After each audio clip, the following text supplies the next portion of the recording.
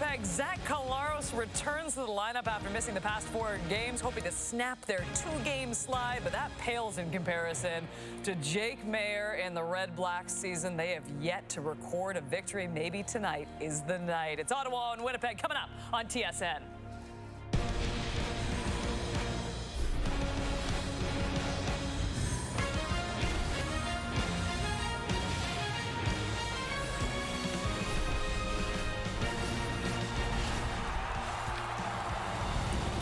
Guess who's back?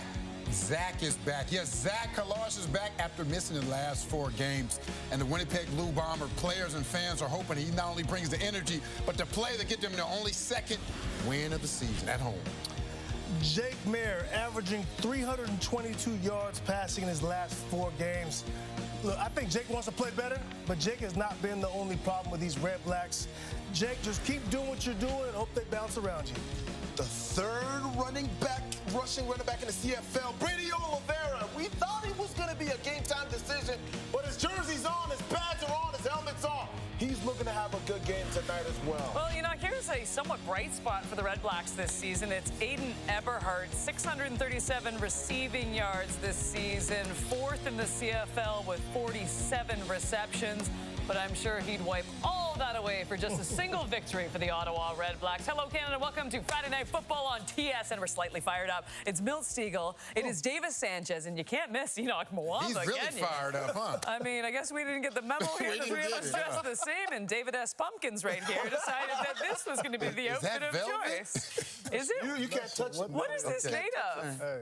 I can't tell you. You got to have a lot of confidence to pull that off. You really do. Looks great, Enoch. You know who always looks great? It is our Danielle Bain. And Danielle, as we were speaking about before the show, the big news tonight is the return of Zach Collaros. And Mike O'Shea saying that Zach just brings so much to this team, and they're hoping that that spark lifts the Bombers out of this tiny little slump. That's right, Kate. Zach Collaros returning is the big story, and it comes at a time when the Bombers really need a boost. Yes, they're 4-4. They could be in a much worse position when it comes to the standings, but they are coming off their worst loss of the season to BC that head coach Mike O'Shea agreed was inexcusable. Now, speaking with Zach Collaros throughout the week, he tells me that this team just needs to remember that they're capable of managing momentum swings during football games. So that's going to be where their focus lies tonight. It'll be really interesting to see how they respond when Ottawa has the momentum. Now, on the other side of things, there is no dancing around the fact that the Redblacks are still winless this season with an 0-8 record.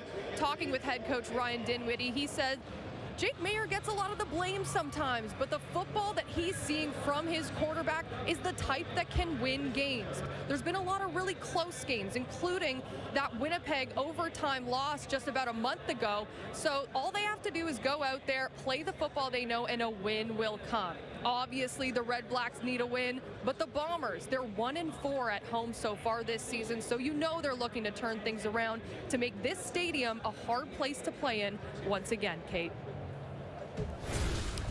All right, let's keep going on Zach here, and look at how important he is to these Winnipeg Blue Bombers. He ranks among the 5 most winningest quarterbacks with a single team in CFL history, putting together a 57-24 record in his career with Winnipeg. The Bombers are 4-4 this season, and they are currently 3rd in the West. When Zach went down with injury, Drew Brown, he showed some flashes, and we thought, okay, maybe they're going to be okay without Zach, but then he regressed a little bit, and now you've got him back, and you got to think overall that this is a good thing. But Milt, overall, how much pressure is there tonight on Zach Collaros? There's a ton of pressure for many reasons. I think the main reason being that they're playing Ottawa Redblacks, and these Ottawa Redblacks are 0-8.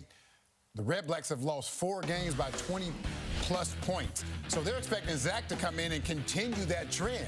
Yes, I know he's been out for a month. Yes, I know when he was playing, the team was just average. They were 2-2, but without him, they were just 2-2. So they're expecting him to come in and be the savior. I know that's not an easy place to be in, but he's been in the league for 14 years. He's seen everything. But it's not going to be an easy task. But they're expecting him to come in and I won't say destroy the Ottawa Redblacks, but basically have no problem beating them because they are 0-8 and have the worst pass defense in the CFL. Yeah, and because of, I agree with you. I think there's a lot of pressure. Because of the other parts of this team, because of defensive struggles, because of this team just all around three-phase has not been the Bombers that we're used to seeing. And because of that, that's why, coupled with the fact that playing a team that has not won, that's why I think there's so much pressure on Zach. I mean, look, Zach right now I think he's in the upper echelon of quarterbacks, or at least he's in the middle of the pack. He's not at the top anymore. Nope. And that's reality of what it is when you're at his age and you've done what he's done in his career. There's going to be a back end. For all of us, there was. So for that, I mean, Zach needs to be on a great team in order to be at the top of this league. And right now, this is not a great team. They're an average team. So now the pressure comes because a quarterback who should be in the middle of the pack has to play elite in order for this team to have any chance to beat the Montreal, the Sask, the Edmontons, the top teams in this league right now. Yeah, you talk about the pressure and having a good team, especially at the age that Zach is in right now and the stage of his career that he's in. You look at the locker room and you look at really just the quarterback's room in particular. There's not much pressure for Zach Collaros. There's no one younger than him right now that the team seems to have that much confidence. We talked about, Kate, you mentioned Drew Brown. You obviously haven't seen really Elgersma much. Even when he came in, they didn't really open up the playbook for him. So I'm wondering how much pressure Zach is really walking in this game into. But, of course, you're playing the Ottawa Redblacks at home, and you just got back. I don't think any of us are talking about pressure for his job. We're talking about pressure from the fans, from the organization to perform. He has pressure to perform and not lose to the Ottawa Redblacks, but I think he's got confidence enough to come in and still play. There's nothing bothering him as much. You know, you're talking about those fans, too, and we're speaking about this. This is a team that we've seen just sell out consistently year after year after year, and finally that did come to an end, but maybe pressure tonight to win at home, because these Bomber fans are not used to seeing these losses at home.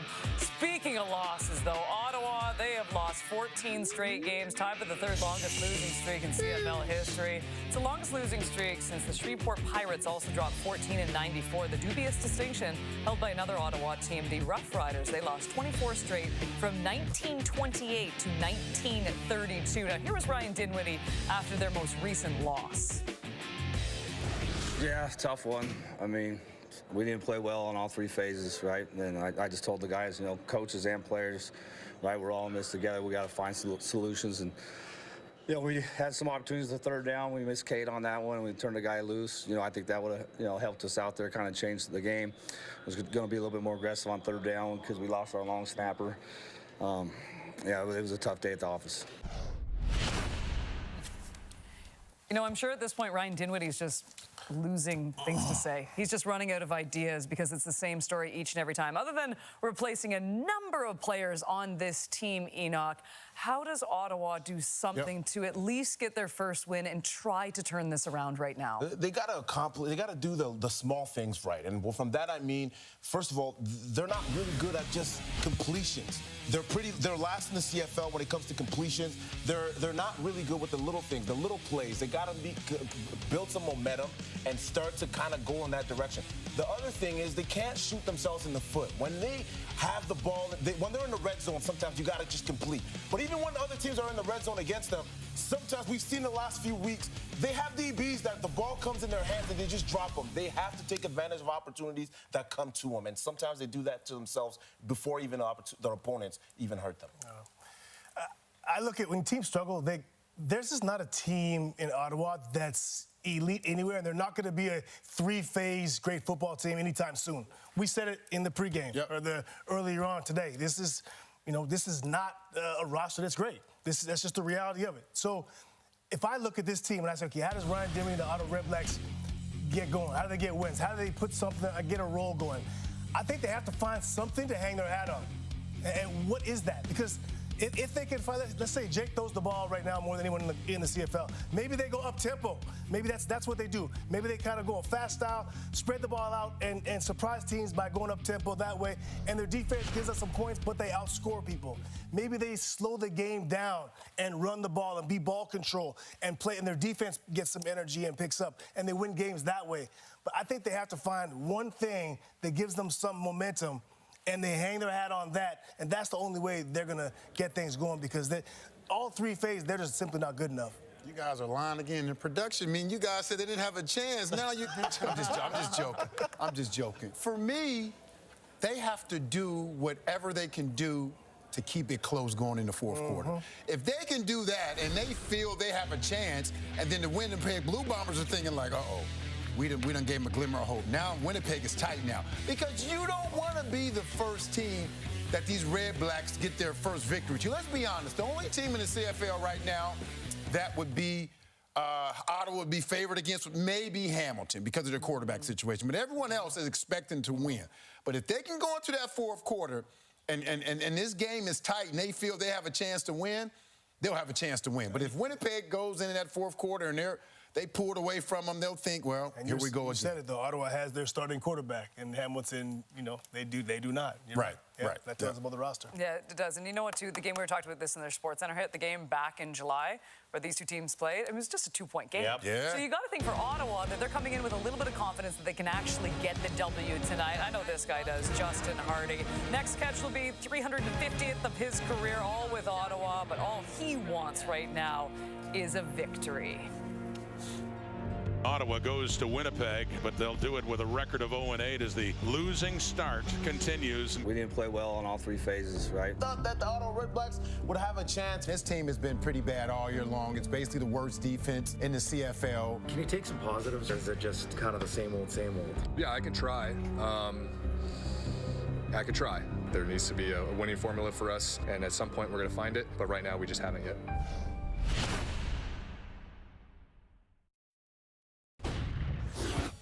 Taking a look at our same game parlay, Milt, you like Nick Dembski over 50 receiving yards this evening. Enoch, you like Justin Hardy, who we spoke about before the break, at 50-plus receiving yards. Ches, you like Zach Collaros over the 300 passing yards in his return. And I like Tim White. I think Ches and I were going for the same thing here. 50-plus receiving yards. All four correct pays $3.24.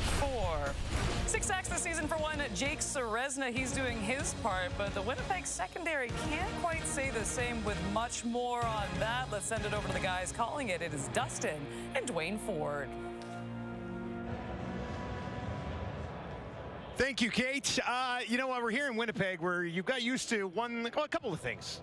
Bombers are great at home, and they haven't been this year. And Bombers are usually very good defensively, and they haven't been this year. What's the main reason here, Forty? Yeah, the big issue, and particularly when you look at the last couple of losses for the Winnipeg Blue Bombers against Calgary and against BC, is that they've given up a number of big plays, and that's been one of the stories, obviously, around the league this season has been those explosive plays, whether through the air or on the ground. But when you look at Winnipeg specifically, it's been this frustrating for their coordinator, Jordan Younger, combination of miscommunication, missed assignments, but as well just physical errors as in missed tackles. If you take a look at, to me, the problem started out in the Calgary game. The long pass to Tyreek McAllister, wide open down the middle of the field, and you kind of see a couple of defenders at the end of the play looking at each other, wondering what's going on. Later in the same game, pass downfield to Jalen Philpott. Seems like nearly everybody on the back end had an opportunity to bring him down, but nobody does. It results in another big play. Fast forward a week, facing the BC Lions and rookie quarterback Caden Salter. Again, players left wide open on the back end, and as that game continues on, opportunities to make plays or getting hands on Xander Horvath on the play, but you see missed tackles that result in a late touchdown that was the final nail in the coffin for the Bombers in that ball game. Yeah, it's interesting when you see video of Holm and Nichols, two veteran guys missing tackles. It's something you just don't see very often. Just a couple of notes on this Winnipeg defense. They're allowing just over 30 points per game, and they only have 2 interceptions the entire season. Kate? All right, Dusty, well, Willie Jefferson has at least 1 sack in his last 4 games. His next sack will be the 84th of his career and move him into a tie for 20th all time. Looking younger by the day, one Willie Jefferson. That's why he deserves this graphic. It is Willie the Conqueror. He has 5 seasons. Are you ready for this? Watch out, Cody, with 10-plus knockdowns. That is a CFL record, by the way. 75 pass knockdowns with Winnipeg. Now, that is a Winnipeg franchise record. Wow, I am sad for the quarterbacks in this graphic. 99 pass knockdowns in his career. That is the most ever by a D lineman. Fantastic stuff once again by Jab. Now, before we get to our question here, I must ask, do you guys know who the Canadian is with the most knockdowns in CFL history? Man, Glenn Suter, right? It is not Foley. It is not Suter. Ches, do you know? Look behind you. That just means I can't catch. As we take a look at some old game tape of one Davis Sanchez. Watch out, Record by a Canadian.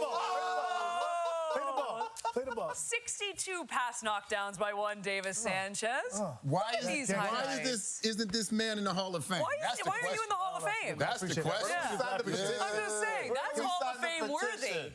Guys, I appreciate you putting on that thing. Let's get to what we're talking about. I appreciate you. I love how uncomfortable you are talking about yourself. This is the first time I've ever seen him like I'll this. say this, too. And look, Willie's had an incredible career, but I don't think any of us saw this coming this season. He looks phenomenal. We can all admit that. So we're at the halfway point right now. Chezzy, who's a bit of a surprise for you at this point in the season? Yeah, it's Ben LeBros, cornerback. Speaking of defensive backs for the Calgary Stampeders, we drafted 4th overall from McGill in 2024. This kid, I mean, I talked to some coaches out there in Calgary, and the things they said about his athleticism, he's long, he's over 6 feet, he's as fast as any DB they have out there. And this is what shocked me. I don't want to throw the coach's name out there because some receivers might be mad.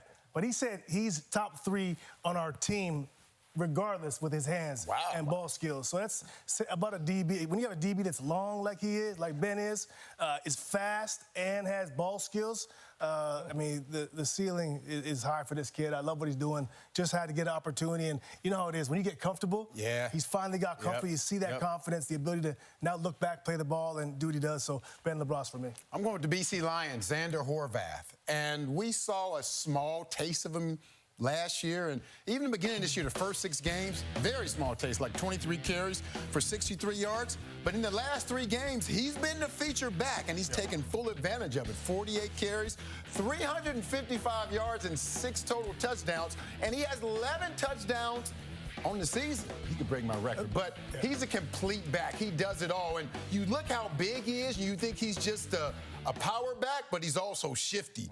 His change of direction is spectacular. He can catch the ball out of the backfield, and he's their short yardage quarterback. So I'm looking forward to see what he's going to do this last half of the season. I did want to mention, I said it yesterday real quickly, though. He was drafted. We said he looks like a fullback kind of guy. He does. He was drafted in the NFL as a tailback. Yes. He could run, and you see it when he's in open field, he can go. He's got some speed. He's got some speed for sure. When I think about a surprise for this season, I'm not even going to pick a player this time. I'm going to pick a team. I'm going to go with the Edmonton Elks, Kate.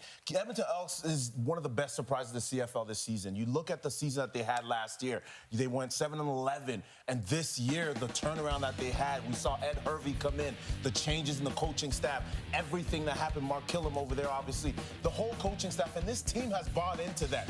And then what did they do? The city is coming in behind them as well. We were just in Edmonton a couple weeks ago, and it was amazing to be in that environment. So I'm looking at the Edmonton Elks right now for everything that they're doing offensively, defensively. I love what I'm seeing. Not that I have a vote or we have video lined up for this. I vote Travis Tice, though. And for me, I mean, he had some great games last season, and you could see it at points. But for him to do consistently what he's doing each and every week with that Montreal Alouettes offense, he's been phenomenal. Let's get back to Winnipeg. Danielle is standing by with Zach Collaros. Zach, this week you said that sometimes the appreciation for the game can be heightened when you're coming back from injury. What was the feeling getting out there for warm-up, knowing you're going back out there with the guys? Yeah, I'm still trying to calm down my adrenaline right now, so I could probably give you some good sound bites right now, but I'm trying to tone it down. Yeah. You had a front row seat to this offense the last number of weeks. What have you noticed needs to happen for you to go out there and execute? Football's a game of execution. We just got to continue to play that play like it's its own entity, which it is. You know, if it goes great, if it goes badly, flush it and move on to the next one. Have fun and welcome back, Zach. Appreciate you. Well, Pokey Wilson leads his team with 63 targets, 537 receiving yards, and he must be happy to have his starting QB back tonight. Blitz is on. Collaros, and he didn't see it. Ball's out. And Collaros just asking for a moment. It was a shot that obviously didn't feel very well afterwards. It lingered for a bit of time. Good news for the Blue Bombers as quarterback Zach Collaros is expected to come off the 6-week IL early, making him available to play. Obviously, he's one of the best, you know. I think that we're a very talented group. On any given day, when we got there to execute, I'm very confident that we can win the game.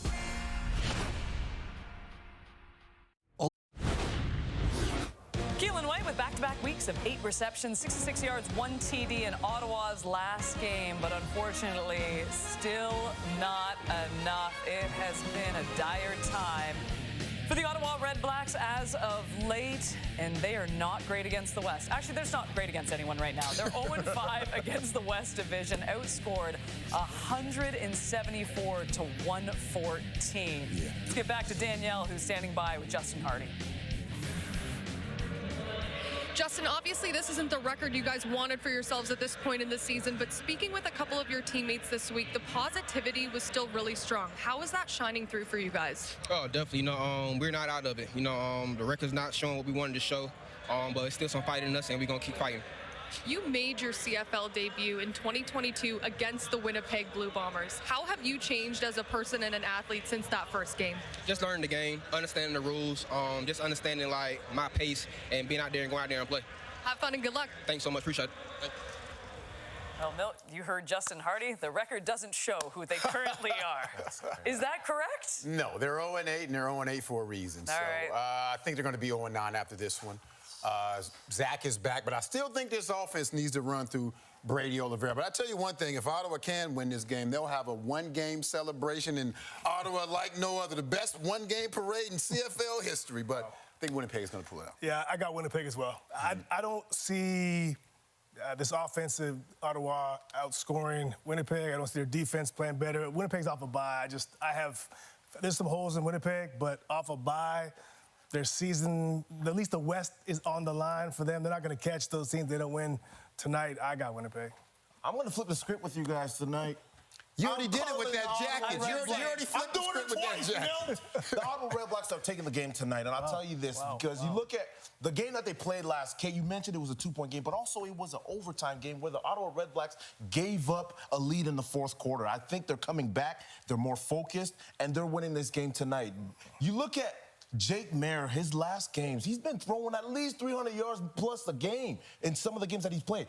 I'm looking for him to step up tonight, lock in, and get this done. Did you say your reason because they're more focused? They're going to get focused tonight. Yes, they're making some changes with the I haven't seen too many teams score points off of focus. You haven't. But tonight's the night. Tonight is the night. Enoch was focused when he picked this jacket. He was had a very bold what? prediction in the jacket. Focused on Ottawa winning. I mean, a bold choice in the jacket. Also a bold prediction in the Ottawa Redblacks tonight. I, as well, have to go with the Winnipeg Blue Bombers. Ches, I have the exact same reasoning as you. Zach Collaros is back, and guess what? Canada thinks it is Winnipeg tonight as well. Meanwhile, at Princess Auto Stadium, it isn't all the winning like the Bomber fans have had as of late. Just 1-4 at home, looking to move that number to 2 on Friday Night Football. Kelly in trouble. Willie's there, and he's got him.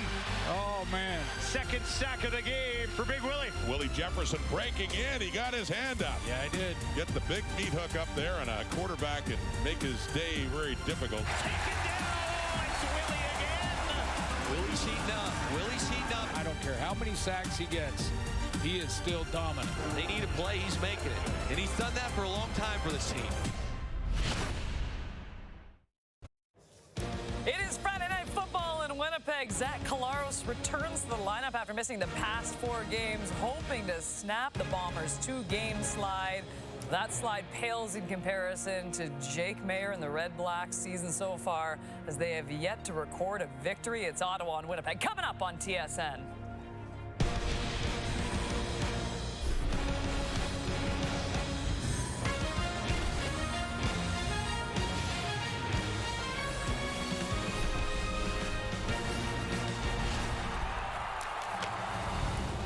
Well, it is a perfect night for football in Winnipeg, but just 1-4 for the Bombers at Princess Auto Stadium this season, hoping to move that to 2 wins and not be the first team to suffer a loss at the hands of the Ottawa Redblacks. But man, do Ottawa fans just want win number 1 back alongside Milt Stiegel, Davis Sanchez, and Enoch Mwamba's jacket tonight as we get set for a little Friday Night Football. I'm here too. Okay. Let's talk about one Zach Collaros, and as mentioned, he'd missed the past 4 games. We were talking about it so much in the pregame, too. And look, it started out okay with Drew Brown, but then they were clearly missing Zach. And look, just having him back in this lineup, I mean, it's a different type of attention from the Ottawa Redblacks that they're going to have. That leadership comes into play as well. But there is a lot of pressure, I do believe, tonight on Zach Collaros. Oh, a lot. And Zach has been in this league for 14 years, so I'm sure, I mean, he's played in 5 Grey Cups and other games. He's played in games with more pressure than what he's about to face tonight. But there's a lot of pressure on him. And you spoke of a couple of those points, Kate. This team is 1-4 at home. And in previous years, they were unbeatable at home. And even more important than that, they're playing a team who hadn't won a game. 0-8, a team who's lost 4 games by 20-plus points. So he's expected to go out there and ball out. Not just beat this team, but beat them pretty handily. So there's a lot of pressure on him to go out there and perform. Yeah, I think the game plan tonight, if Zach needs to drop back and throw it a lot, I can promise you that it's going to be out of jumbo personnel, 3 receiver sets. Them. Yeah, they're going to max protect him and throw the ball that way. You're not going to see a Zach Collaros with 5 and 6 wide, quick pass game, or maybe quick pass game, but not dropping back a bunch and putting him in harm's way. That's the key for this team, I think, is to, run Brady if they can, get that going, off play action, take your shots, or then even if you're going to throw the ball on first down, throw it on first down out of max protection and get Tim White and Ontario Smith. I know you're talking about that's a solution for tonight.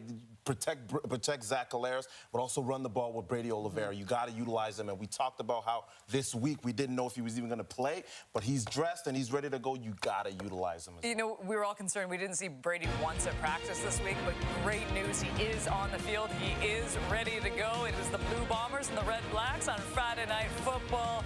Dwayne Ford and Dustin Nielsen with the call coming up right after this. Time to let it go. Let it go. Time to let it go. Let it go. I ain't hold back for nothing. I'ma get the blood pumping. I ain't hold back for nothing. I'ma get it jumping. Time to let it go. Let it go. Time to let it go. Let it go. I ain't hold back for nothing. I'ma get the blood pumping. I ain't hold back for nothing. I'ma get it jumping. John McKenzie of Calgary, Alberta. This is your chance to win big thanks to Save on Foods $1 million touchdown to win. If the kickoff is returned for a touchdown, you could win groceries for a year. If 2 kickoffs are returned for touchdowns, you could also win $1 million. Good luck, John. Let's get you to Winnipeg. It's Dwayne Ford and Dustin Nielsen.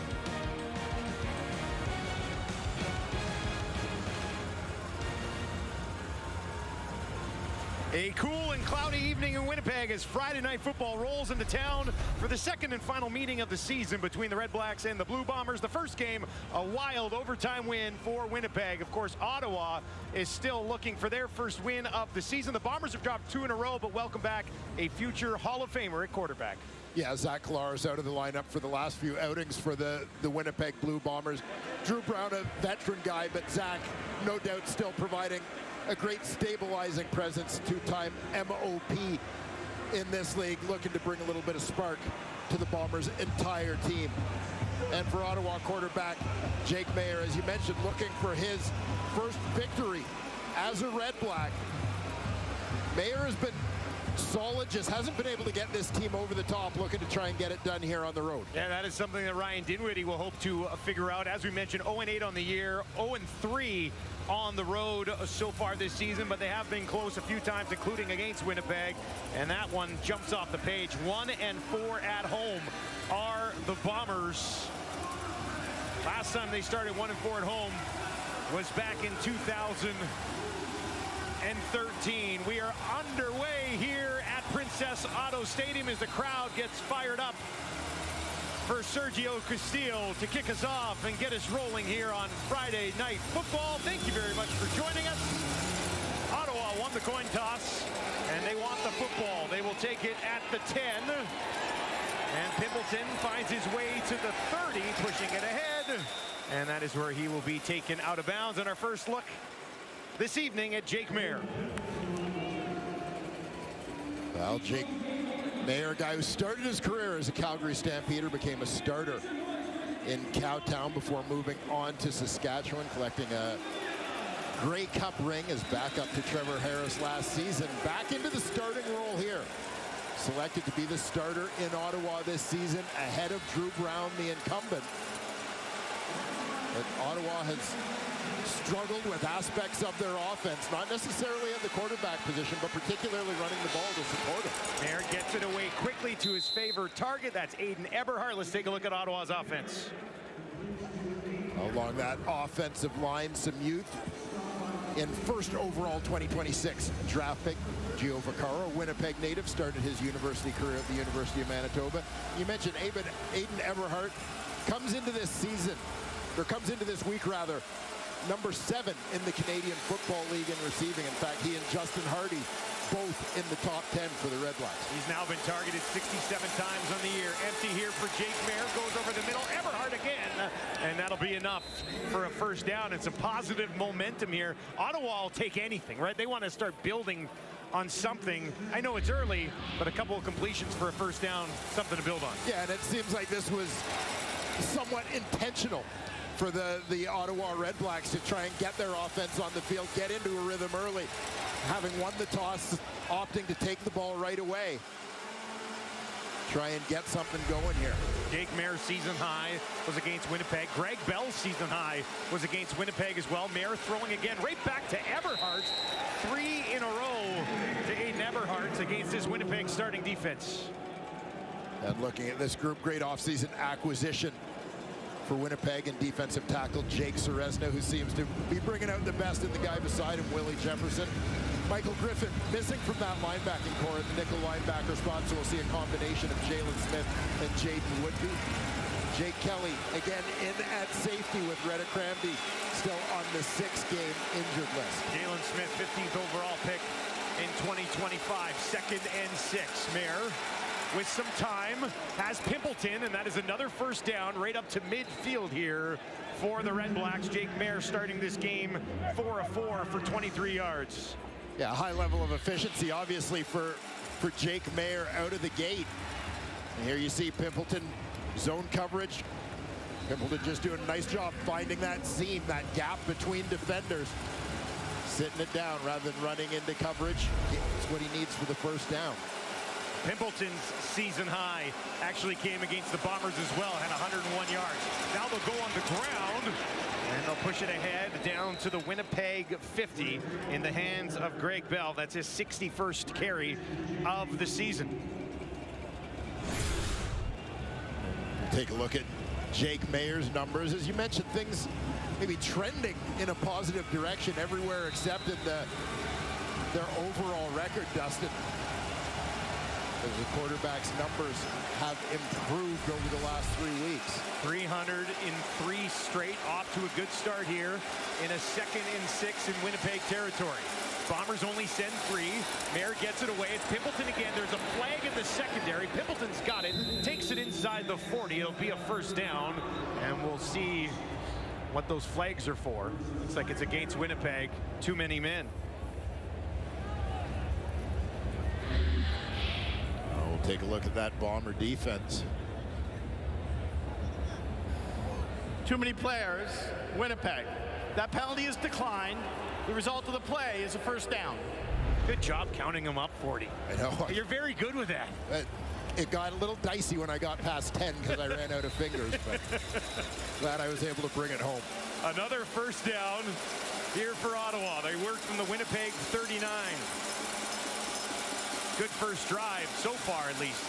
That's bobbled, and now it's intercepted. Oh, disaster, as it bounces into the waiting arms of David Reese. And if that doesn't sum up Ottawa's season, what will? Jake Mayer into the hands of Cade McDonald, bouncing off his fingertips. And the Bombers defense with a rare INT.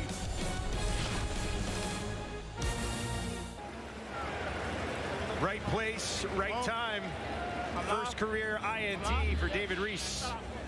Yeah, and you're going to see just trying to set up that receiver screen to Cade McDonald. He comes underneath. Watch, Tate starts to look at where the blocks are coming from. Eyes are looking that way. Before he looks the ball in, I know Milt Stiegel's in the studio saying you don't catch the ball with your hands, you catch it with your eyes. And in that instance, Cade McDonald, young guy getting an opportunity to play here, took his eyes off the ball just a split second early, and it cost the Redblacks. Zach Collaros back in at quarterback for Winnipeg. On the run to his right, deep shot right away. Almost one-handed, but Gavin Cobb could not haul it in. Yeah, Cobb got in behind coverage.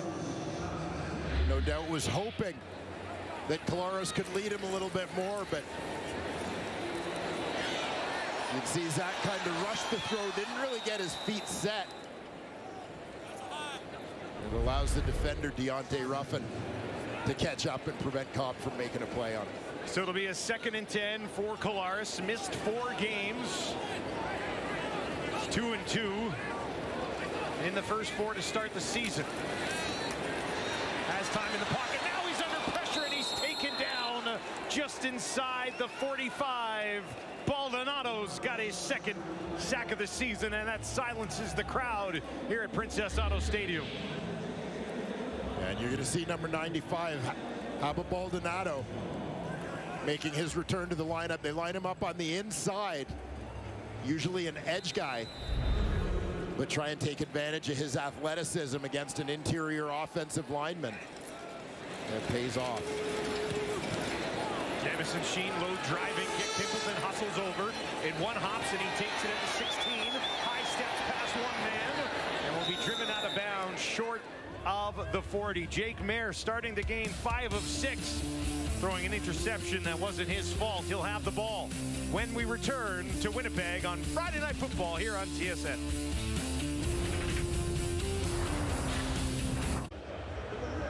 Jake Mayer getting a 2nd shot at the Bombers this season, and he did pretty good. Came up just short, but put together a nice day. Yeah, that duel between Jake Mayer and Drew Brown. It went into overtime. Jake Mayer completing 75% of his passes on the day.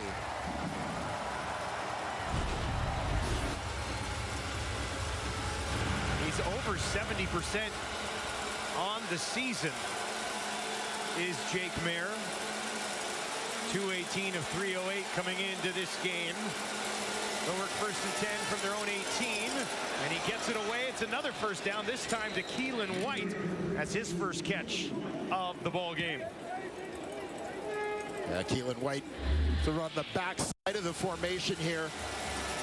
Just going to run a quick slant. Mayer able to find a lane to thread that through. The number 3 overall pick in the 2025 CFL draft. White caught all 8 targets last week, had a touchdown. Now he'll go to the top of your screen. He'll go on the ground. And a short pickup for Greg Bell, who's a guy that they've been trying to get going all season. But once again, the touches have been somewhat limited on the ground for Bell. Yeah, and combination of factors. Obviously, struggles getting the run game going. Ryan Dinwiddie talked about the struggle to move defenses off the line of scrimmage to get some push. So that's been one aspect of it, is lack of production in the run game. But the other piece is obviously Ottawa playing from behind an awful lot and feeling like they need to put the ball in the air to try and get back in games. He got 4 yards in that one. He's averaging 3.8 yards per carry on the season. Mayer, tight window, guns it in there. Should be enough for another 1st down as he goes right back to Keelan White.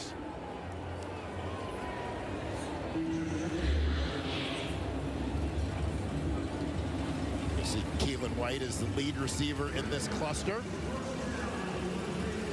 Other 2 guys use that waggle to hit it running, try and clear a little bit of space for the 2nd-year man.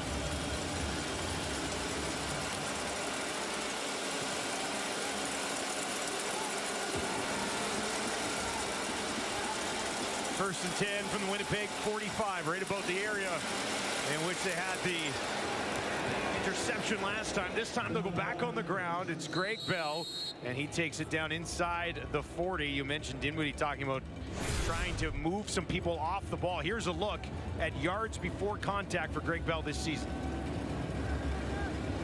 And as you can see, not much of a chance to get his legs moving, basically. I mean, this speaks to the push, and I know our good friend Derek Taylor brought this up doing the radio broadcast with Winnipeg, looking at some numbers as to the struggles for the Redblacks so far this season. Mayer gets it away quickly, and it got there just in time as he finds Justin Hardy for a 1st down, and Jake Mayer is getting everybody involved in the offense early in this one. And never a surprise to see Justin Hardy involved. As I mentioned off the top, he and Aiden Eberhard have been a terrific 1-2 receiving tandem. Coming into this week, ranked 7th and 8th in the Canadian Football League in receiving. Hardy with the team-leading 4 receiving touchdowns as well. Eberhard with just a couple.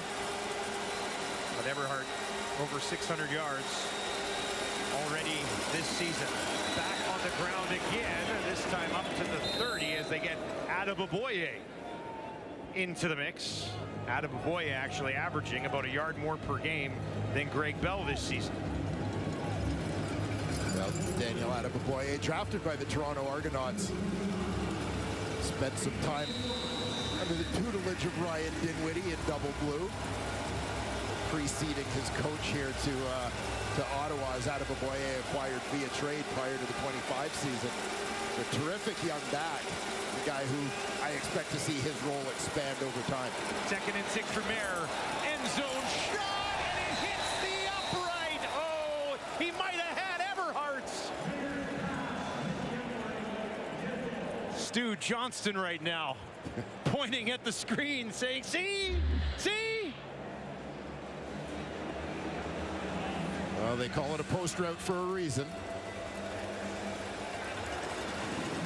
You can see Eberhard as well, just tracking that football. You'll see him accelerate out of his break here, locates the ball, knows he's got to keep the arms going to go get it. The goalpost acting as a 13th defender there. Rother, perfect on the season.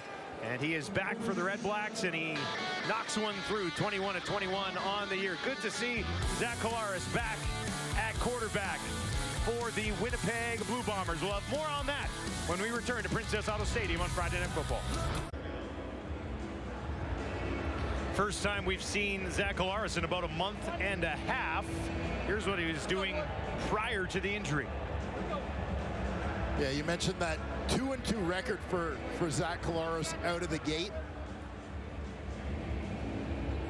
But one of the things that has stood out about this Winnipeg Blue Bombers offense this year in particular, whether it's been Zach Collaros or Drew Brown, has been a little different balance in terms of that distribution of passes and runs. They go on the ground here. Brady Oliveira right up the middle. That's a great touch on first down. Let's take a look at the offense for Winnipeg. And the Bombers thrilled to have Jarrell Broxton back at right tackle. Big free agent acquisition coming over from the BC Lions. And of course, the ball carrier there, Brady Oliveira, coming off back-to-back 100-yard games, but also back-to-back losses for the Bombers. So a little bit of a different situation for a team that's usually enjoying success when they're running the football. Here's Perkins, short yardage, but they want to throw it, and they will. They find Dinsky, and he'll take it ahead onto Ottawa's side of the field as the Bombers mix it up a little bit here in the first quarter. Yeah, love the key breaker, mix it up, be a little bit creative in a short yardage situation to keep the defense honest. You're going to see Perkins pull this one, move to his right, Dembski in motion to the flat. Good block from Oliveira on that one to secure the edge for his quarterback. First pass attempt of the season for the former UFL MVP, Bryce Perkins. Collaros down the field, deep shot again. Receiver falls. Crowd wants a flag. Not gonna get it. He was looking for Pokey Wilson.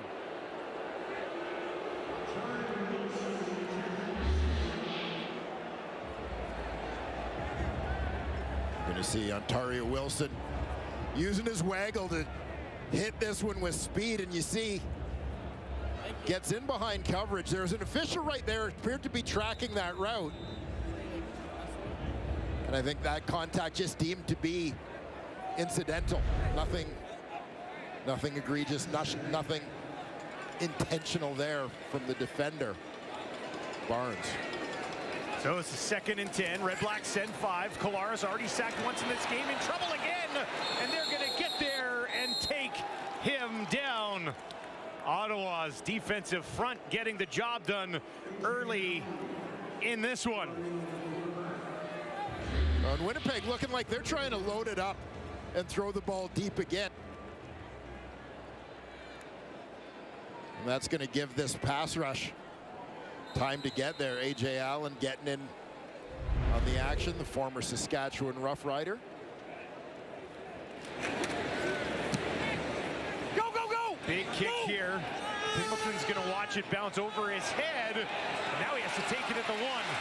And he's got nowhere to go. Winnipeg special teams get the job done there. Friday Night Football rolls on from Princess Auto Stadium.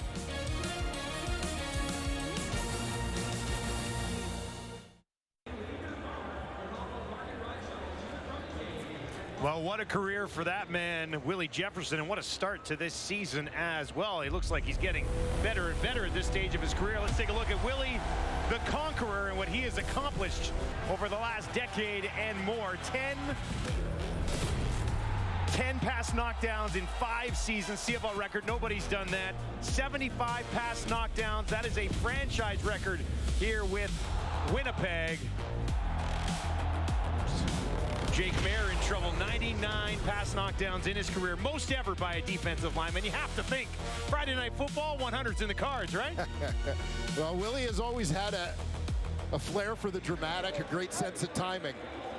We'll see if he can get into triple digits here tonight. So far this season, tied for the league lead with 6 sacks, has 5 knockdowns as well for the 6-time All-Star. A penalty on the return backs Ottawa up. This drive starts on their own 1. Mayer dumps it off to Bell. A little bit of breathing room, and he'll take it out just shy of the 10-yard line. Yeah, good play call, recognizing the situation. Winnipeg defense in rapid pursuit of the quarterback as they set up the screen. Get Greg Bell out on the perimeter. Nice block there from Giovanni Robinson, the recently acquired tight end coming over from Hamilton. Try and help them get that run game going, really get another body in the offensive formation to help them with blocking, create an extra gap in some of their alignment. Second and a couple. On the ground again. This is Bell. He's tied up by Woodbay. And he's not going to have enough for the first down. They'll be forced to kick it away.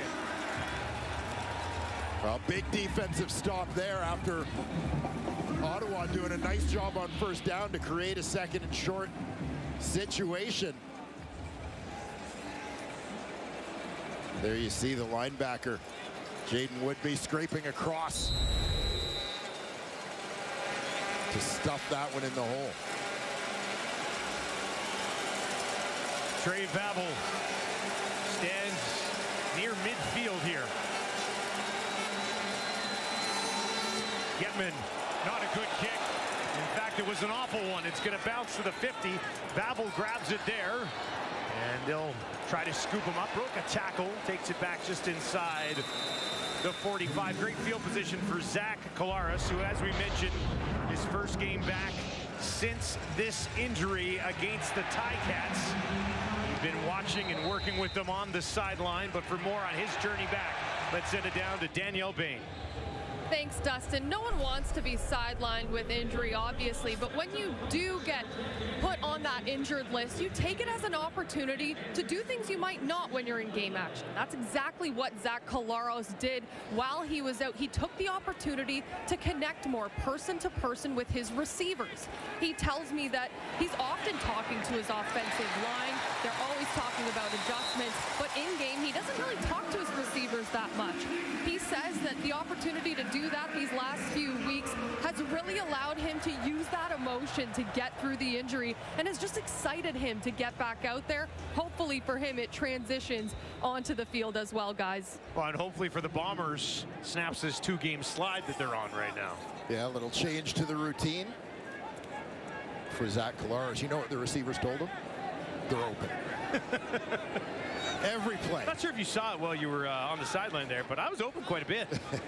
Found Dembski on that last one. Final play of the quarter from the Ottawa 29.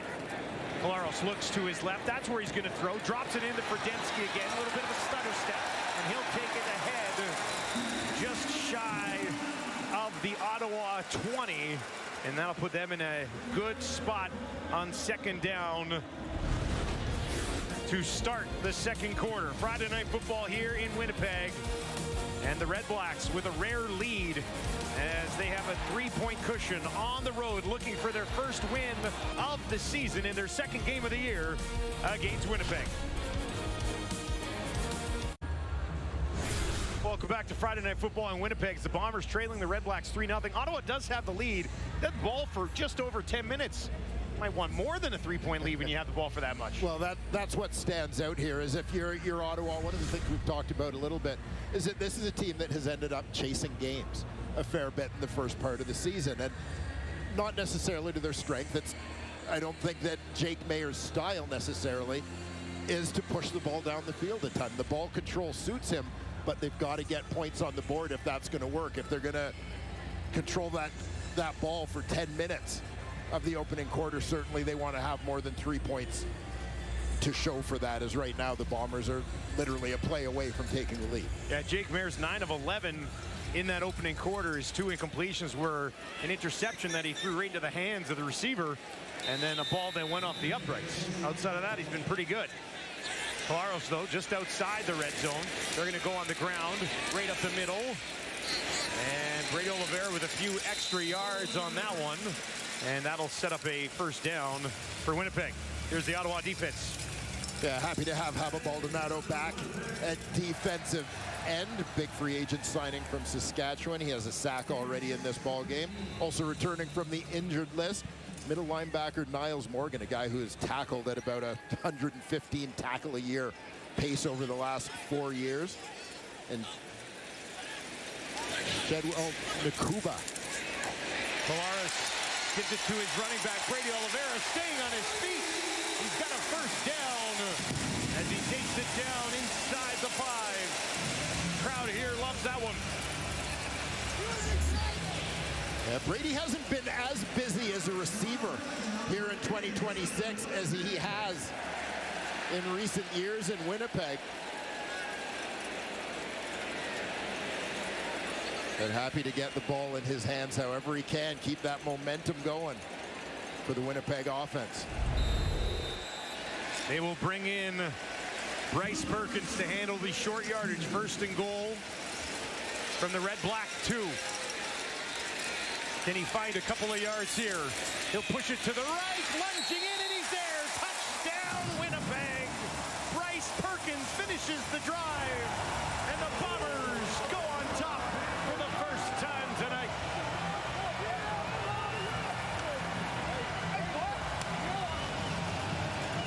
A nice job here by Bryce Perkins finishing this off. He's really getting a feel for the role as the Bombers' short yardage quarterback. Finding that soft spot on the sneak, having some patience to kind of move laterally, find a place where he can punch it in. The path of least resistance, if you will.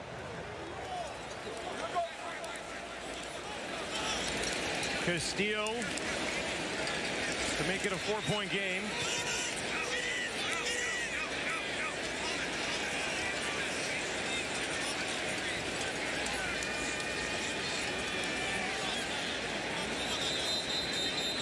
Third touchdown of the season for Perkins, tying him with Brady Oliveira, the running back. Time count violation. Has 3. Winnipeg number 18. 5-yard penalty. And Winnipeg having some personnel/alignment issues there. Tyler Ellsbury, the center, he goes off the field typically for the long snapper to come in this situation, but obviously having to substitute back in for somebody here. Still not a problem for Sergio Castillo. It's a 5-play, 43-yard drive that took just over a couple minutes, and Winnipeg goes on top.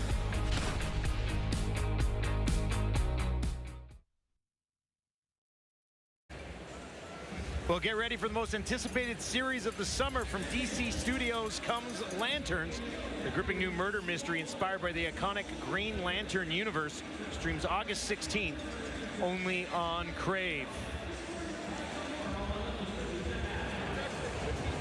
I don't know much about the Green Lantern universe. I didn't know he had his own. By all accounts, he does. And this will be a spin-off on it. Pimpleton takes it at the 10. Good burst here. Can he find a little bit of space? Not enough. As he'll take it out to about the 34. It's been a tough go for the Ottawa Redblacks this season and dating back to last season as well. 14 straight losses since last September. You got to go back to 94. The Pirates. Yeah, the Shreveport Pirates. I scored my first ever CFL touchdown in a preseason game against the Shreveport Pirates. That's not the story you told me earlier. No, that was how I feared how I was going to get shot outside a restaurant in Shreveport. Yeah, I thought that's the one you were going to go with. Yes. Congratulations on the touchdown. I was trying to keep things uplifting here. A couple of little tidbits about the Pirates there. Ottawa obviously wants to snap this slide. Mayer on the run to his right, gets it out quick enough, and he'll find Cade McDonald, who had that drop for the interception earlier in the game. This time he hangs on to it, and Jake's 10-12. And Cade McDonald, one of the young guys, kind of getting an opportunity here with some veterans moved out in Ottawa. Talking to Ryan Dinwiddie about it a little bit this week. And he just suggested, you know, with veteran guys, we expect veteran guys to make a difference. And if they're not making a difference, then we want to give the young guys a chance to grow, guys with some upside, and see what they can deliver. So Gino Lewis released from this receiving corps. Cade McDonald, one of the guys for whom the door is open. Mayer wide open, drops it into Robinson, and he goes down. That did not look good. That's non-contact injury as he went to crank it up a notch, and he goes down just inside the 40. Red Black staff will head out onto the field to get a look at Robinson, who might have been gone. Yeah, and you see Robinson right side of your screen, right on the edge of the screen. Just a free release to get vertical, and you can see the leg just kind of gave on him. You immediately wonder about possibly an Achilles in this situation.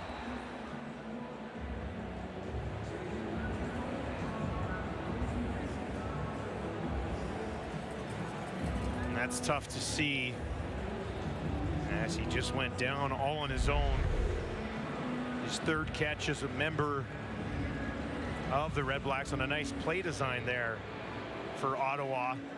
And as they take a look at Robinson, we'll step away here from Princess Auto Stadium. Well, that's a positive turn here for Robinson, who was down when we went to break. He's up with a limp. Here's another look at it. He was just on his own, and he went down. We thought it looked really bad. Staff was out, and then he popped right back up. Like it could have been worse. Yeah, certainly. It, you know, hobbling a little bit, but it certainly glad it's not the Achilles in the realm of non-contact injuries. Looked like he might have jammed his knee a little bit. He got out of sync with his stride. There, over the middle again, has White down to the 20, still goes inside the 15 before the tackle is made by Jalen Smith. Third catch of the game for Keelan White. Keelan White lines up on the inside here, makes a terrific play to sort of step into open space to get this football. See him step to the inside, that little delay to draw the defender towards the outside.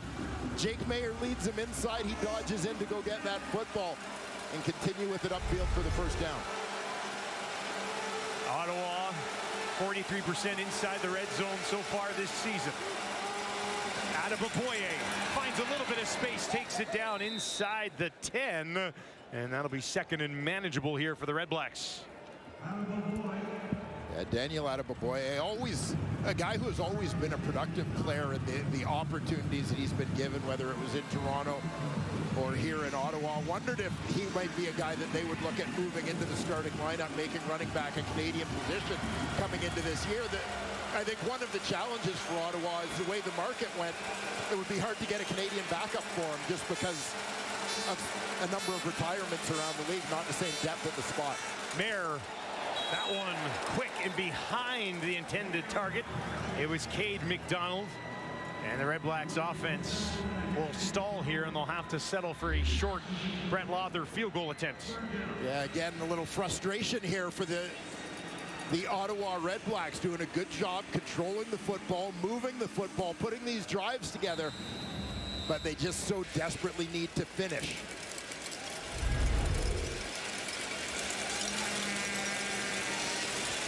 Lawther back in the lineup for Ottawa. 21 for 21 on the year. And you can make it 22 for 22 as he remains perfect on the season. Time now for the Fisher Investments stat of the game. And here's a look. Minimum 50 starts with the same club. Zach Collaros, top 5 on that list. Look at the names above him. Yeah, and Zach Collaros, a guy who had always a good quarterback in the Canadian Football League. You always felt he had a bright future early on, battled injuries and so on. But everything seemed to click once he became a Winnipeg Blue Bomber. A couple of Grey Cup wins, string of Grey Cup appearances, couple MOPs for Zach along the way. Yeah, not to take away anything that he did before coming here, but he's had a Hall of Fame career with the Bombers. Yeah, he certainly has. And again, good to see Zach back in action here after a stint on the injured list. Has had just 5 pass attempts so far in this game as Ottawa has controlled possession for the most part. His 2 incompletions were deep shots down the field. He's certainly not hesitant getting back in the lineup here. He's been pretty aggressive looking down the field so far in this one. Yeah, and you wondered a little bit, you know, if there might be a desire for the Bombers to try and let Zach get into a little bit of a rhythm, avoid taking hits early on after coming off the injured list, which becomes more of a risk when you're trying to set up those deep routes. You need the blocks to hold on a little bit longer, but that is not the case. They have been aggressive in trying to push the ball on a young Ottawa secondary. Bavel backpedals, takes it just inside the 10. Finds the 30, and he'll be wrapped up at the 35. CJ Revis in on the tackle for Ottawa as Collaros trots back out here. Just 11 offensive plays so far in this game for Winnipeg. They do have the 7-6 lead. Start this possession with tight end formation. Dante Daniels, the rookie, out there in the lineup. We'll see if they try to continue to feed Brady Oliveira a little bit here. Brady, couple of carries for 15 yards. That matches what he's been doing on average over the last little while. Has a catch already. Oh, and that's hammered. And he's taken down. And he looks like he's in pain as Cormier came around the edge and got him right in the back. Well, Lucas Cormier, who we've seen getting more and more reps at that weak side linebacker spot. Another one of the up-and-coming Canadians coming from the right side of your screen, unblocked from the blind side. He just buries his shoulder into Collaros' lower back here. Zach doesn't see this one coming. Hard hit right into the lower back. See Zach feeling that one. We're going to take a look at him as Drew Brown warms up on the Winnipeg sideline. Tough to see, though, with Zach just coming back from the neck injury and now laying there on the field once again, chatting with the training staff of the Bombers. It's a 3rd sack. Well, he got sacked twice earlier in this one, and then Cormier gets there this time. He's not had much protection from his line so far tonight.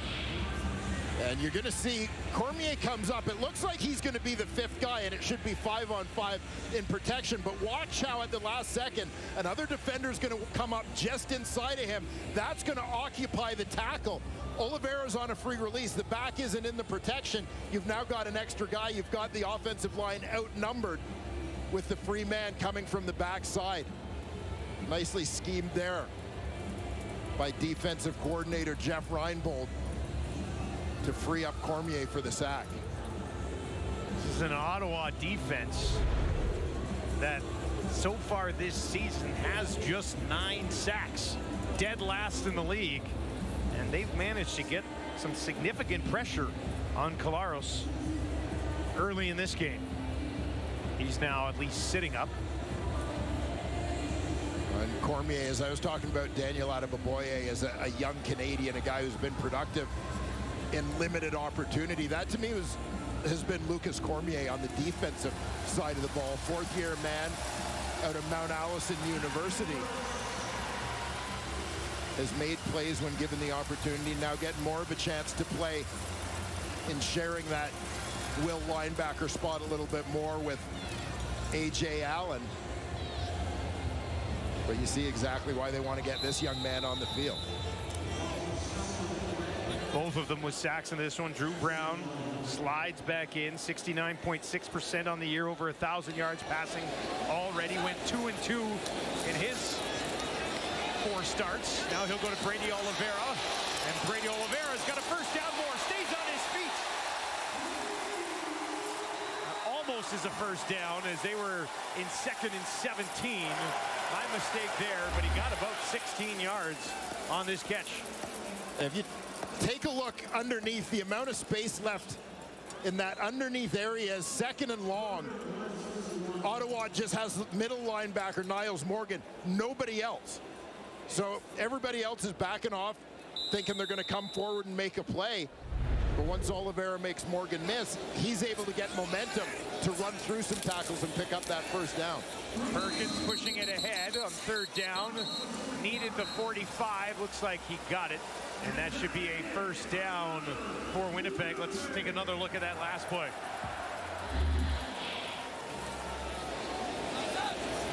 Yeah, and everybody else is 10, 12 yards off the ball. That 2nd and extra long when Oliveira makes Morgan miss. Morgan is the only defender, first-level defender in coverage. Brady Oliveira makes him miss, and then he's got up ahead of steam by the time the DBs are trying to take him on. If they bring him down, he's going to fall forward. Everybody else had just dropped back to that first down marker. Now they'll hand it off to Brady again, and he'll push it ahead to about the 50. And he's been involved both on the ground and through the air so far in this one. 30 receiving yards and 19 on the ground for Brady Oliveira. And just a reminder, with Drew Brown back in the game, it was Brown who made the start against Ottawa earlier this season, going back to the nation's capital to face his former team. 317 yards and 2 touchdowns in that game. Niles Morgan showed some pressure there.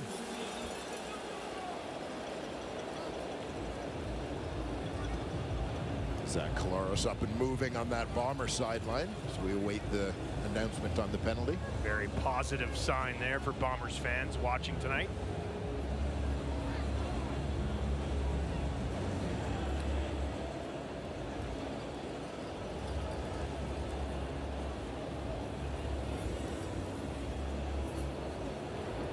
Offside. Ottawa number 1. 5-yard penalty will result in a first down. Niles Morgan jumping a bit too soon, and that is a first down for Drew Brown and Winnipeg. Yeah, coming from the right side of the screen, you could see Morgan kind of timing up the blitz.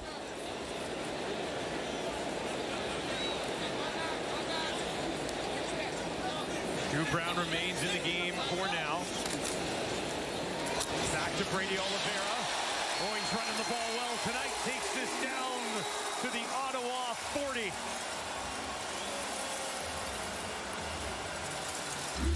And Collaros is coming back in.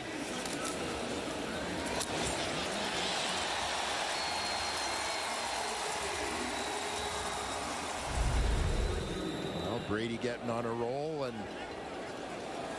now he's got his starting quarterback back in that backfield with him. Feels like it's one of those nights that you could just feed number 20 in blue there. As Brady Oliveira steps over to the left of Collaros, who's got 4 receivers out to his wide side right. That's where he's going to look. And it's a completion, first time in this game, to Tim White. Short pickup on first down. Yeah, King Amber's the second-year Canadian, playing that field corner spot tonight, comes up to make the play on Tim White. But a reminder what a long throw it is out to the wide side. Pretty heavy blow that Collaros took, so good sign for a guy who's just coming back from injury that he's already back out there. Yeah, absolutely. Just absolutely rocked and didn't have a chance to see that one coming at all. 2nd and 7 from the Redblack 37. On the run, out to his right. Just has to throw it away as he's taken down once again. I believe that was Dennis Briggs Jr. with the pressure on Collaros. Yeah, Briggs able to fight off his block as Collaros escapes to the outside. First start of the season for Dennis Briggs.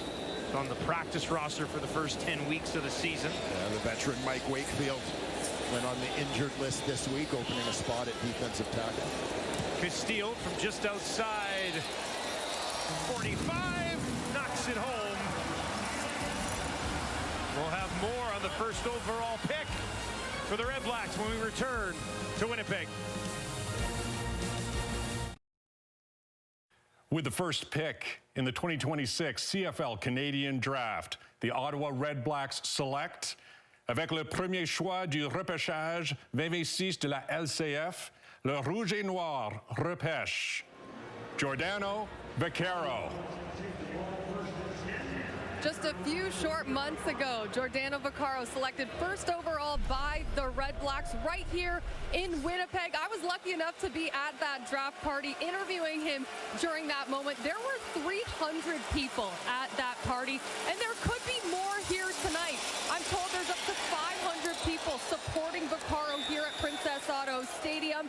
And just last night when they got into town, he brought the entire offensive line and the quarterbacks over to his Nona's house for dinner. And guys, I don't know what's a harder job, being an offensive lineman in this league or feeding that many of them all at once. So shout out to Gio's Nona. Now, I had a chance to talk to him very quickly before this one, and he said he was ready to treat it as any other game, but he couldn't lie. He said he was so excited to finally play in the CFL in front of this many friends and family. Always going to be a special one, isn't it? Yeah, no question about that. Mayer looking for Hardy, and that is incomplete. That'll be a quick 2-and-out here for Ottawa. And for, one step further, there you see his brother Mateo, by the way, right in the middle.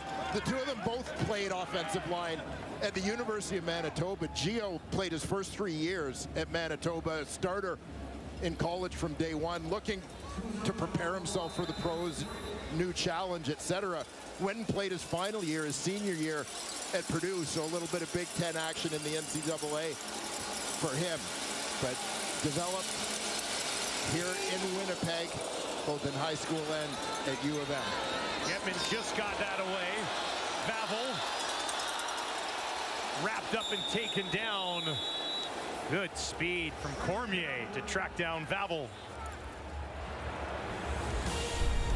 The CFL on TSN is brought to you in part by The Score Bet, an official gaming partner of the CFL. As Winnipeg gets the ball back, they've got 83 yards of offense in this game, 64 of them coming from Brady Oliveira. Just feels like a night where you can feed this guy. Well, it'll be interesting to see if Ottawa adjusts, if they're able to slow Brady down, and if Zach starts spreading the ball around to those receivers. Again, they've had that kind of balance through much of the season, getting the ball to Wilson, White, and Dembski. On the ground to Oliveira. Creates another hole for himself, and he's off to the races. They'll track him down just outside the 45. But Brady Oliveira is getting whatever he wants on the ground here against Ottawa. Then again, if it ain't broke, don't fix it, right? If the Ottawa defense can't stop Brady, just keep feeding the beast. It's close to about 10 yards per carry so far in this game for Brady Oliveira. Coming up at the half, we give a lot of loved Brady Oliveira, the fact that Zach came back in this game in a new segment we like to call That's So Ottawa.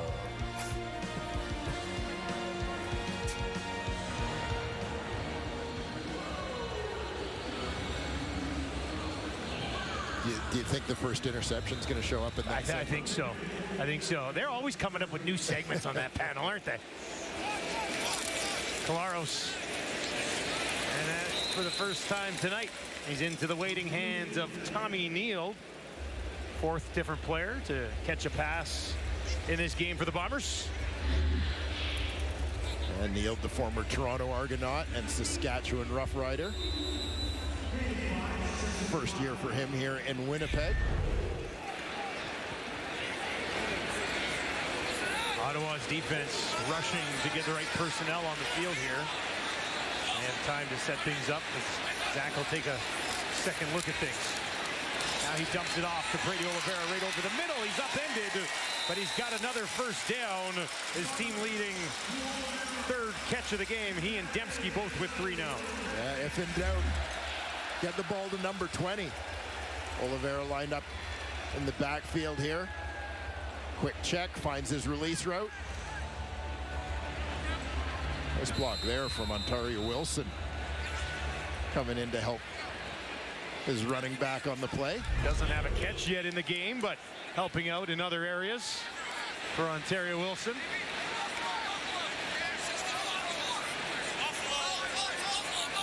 Four receivers to the left for Collaros. Oliveira flares out to the right. Now they'll get it to him in the flat. Stays on his feet, stays in bounds at least momentarily, and takes it down inside the Ottawa 40. Brady Oliveira having a heck of a first half, almost 100 total yards of offense. A lot of touches for Brady in the first half of this ball game.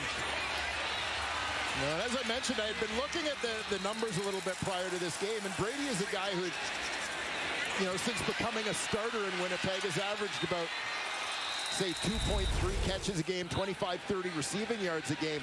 Last 5 games, hasn't had more than a catch or 10 yards in any of them. We're rolling here tonight. Already has 4 in this one. And now Collaros has to throw this one away as Ottawa blows that up a bit. He'll just live to play another down here, 2nd and 10. Yeah, veteran decision there from Zach Collaros. As you see, offensive coordinator Tommy Condell, the man calling the shots for the Bombers, a guy who held this role with the Ottawa Redblacks a season ago with Drew Brown as his quarterback. Familiar face for Drew Brown when he came over. And of course, he and Zach Collaros have history going back to their time together in Hamilton. 2nd and 10 for the Bombers here. Collaros steps up. Now he's going to take off on the run with a slide. And I think they're going to mark him just short of the first down. This could be Perkins territory here if they want it.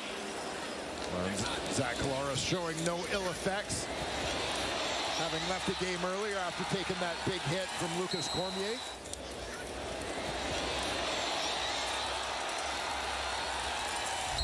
Doesn't do it often. That's just his 8th carry of the season. That one, though, goes for 9 yards, so it's 3rd and 1. Perkins, who has a pass attempt earlier in the game. 3 Winnipeg quarterbacks have pass completions in this game. Perkins, though, short yardage this time, pushes it ahead. Oh, almost broke through. Takes it up for a pretty big pickup on short yardage. And a first down inside the Ottawa 25. Yeah, I suspect there was a split second on that one where Bryce Perkins' eyes got real big. Again, doing a nice job finding the soft spot here. Slides to his right. Then turns it up. C.J. Rivas doing a good job there to get into his legs and get him wrapped up. Make sure he didn't hit the ground running there. Winnipeg looking to put a few more points on the board here late in the half. That is held on to by Tim White. Took a bump from Alonzo Adai, but hangs on to it. First down, Bombers.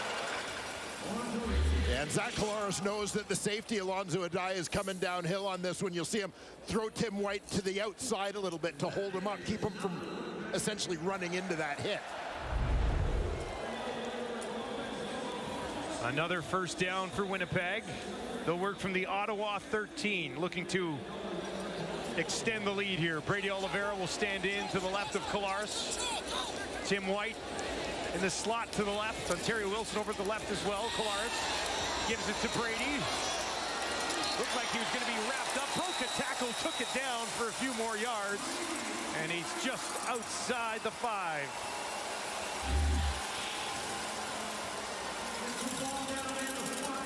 Good protection on the play. Zach again going to the check down, and why not? Brady Oliveira is chewing up those not only yards after the catch, but yards after contact here tonight. 2nd and 2 from the Ottawa 5. 10th play of the drive for the Bombers here late in the half. Collaros, Brady Oliveira again. Why not? Bounces off a tackle, and he's in. Touchdown, Winnipeg. Oh, Brady Oliveira, have yourself a night.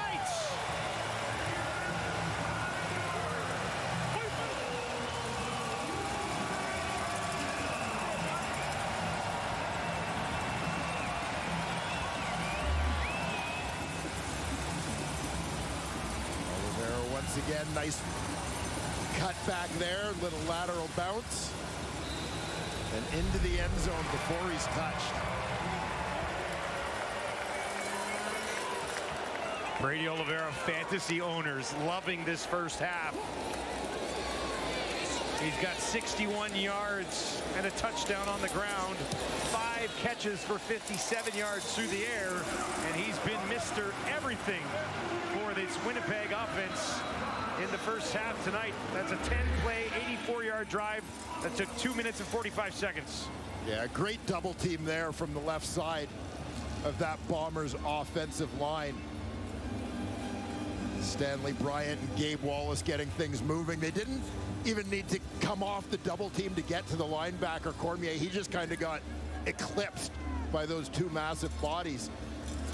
Couldn't fight around it to get to Oliveira and make a play.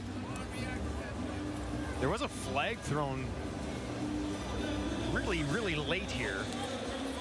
Officials are just discussing this. This was right along the Bombers' sideline.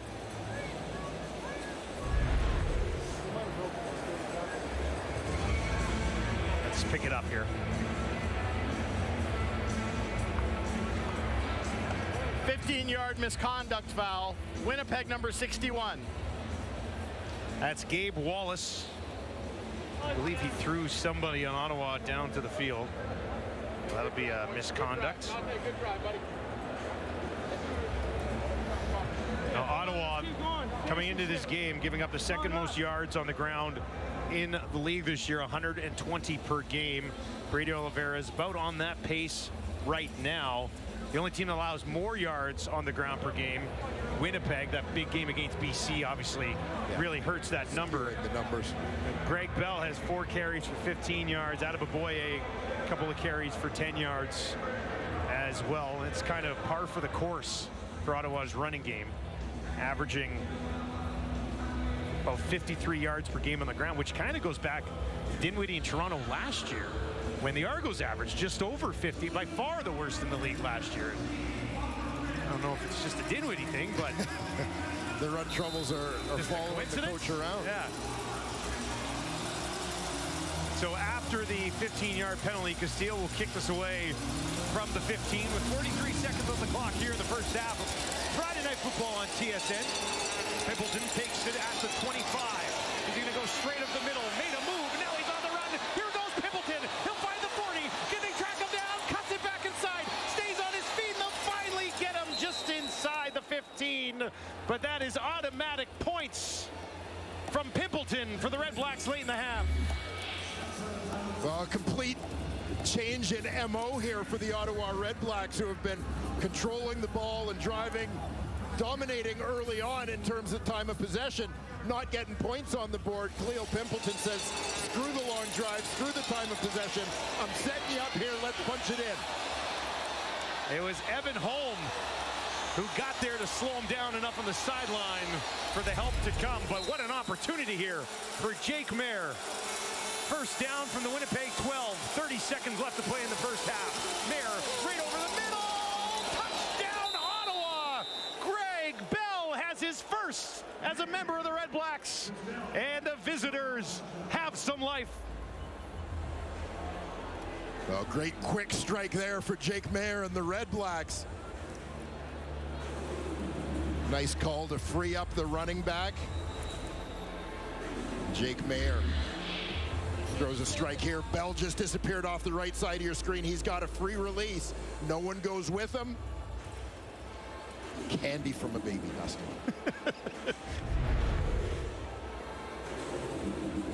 Oh, Greg Bell. That's not good as Dietrich Nichols reaching back for his right leg and ankle area.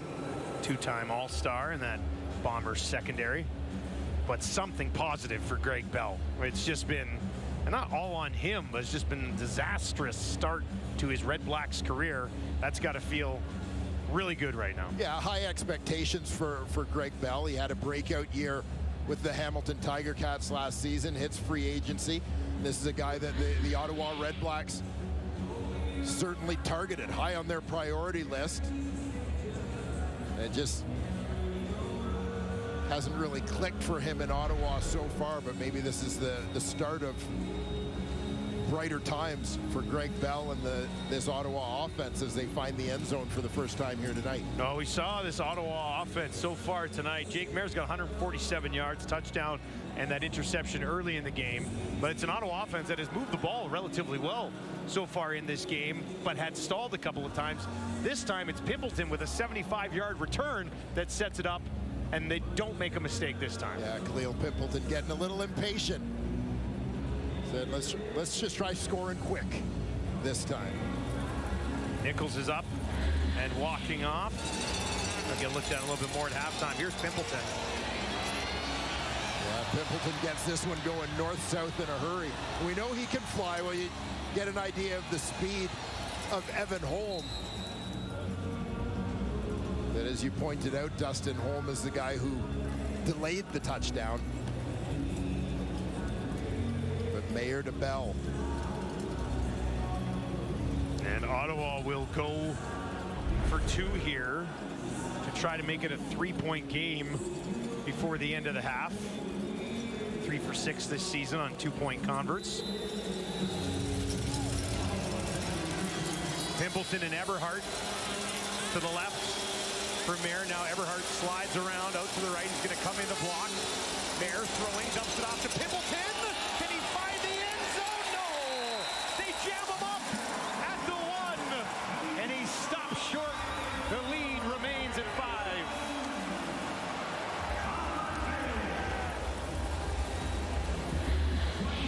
Yeah, got the look they wanted. To see Pimpleton coming out of the backfield, sneaks out to the flat. But a good job bumping that in coverage by Winnipeg. You're going to see Pimpleton towards the bottom of your screen.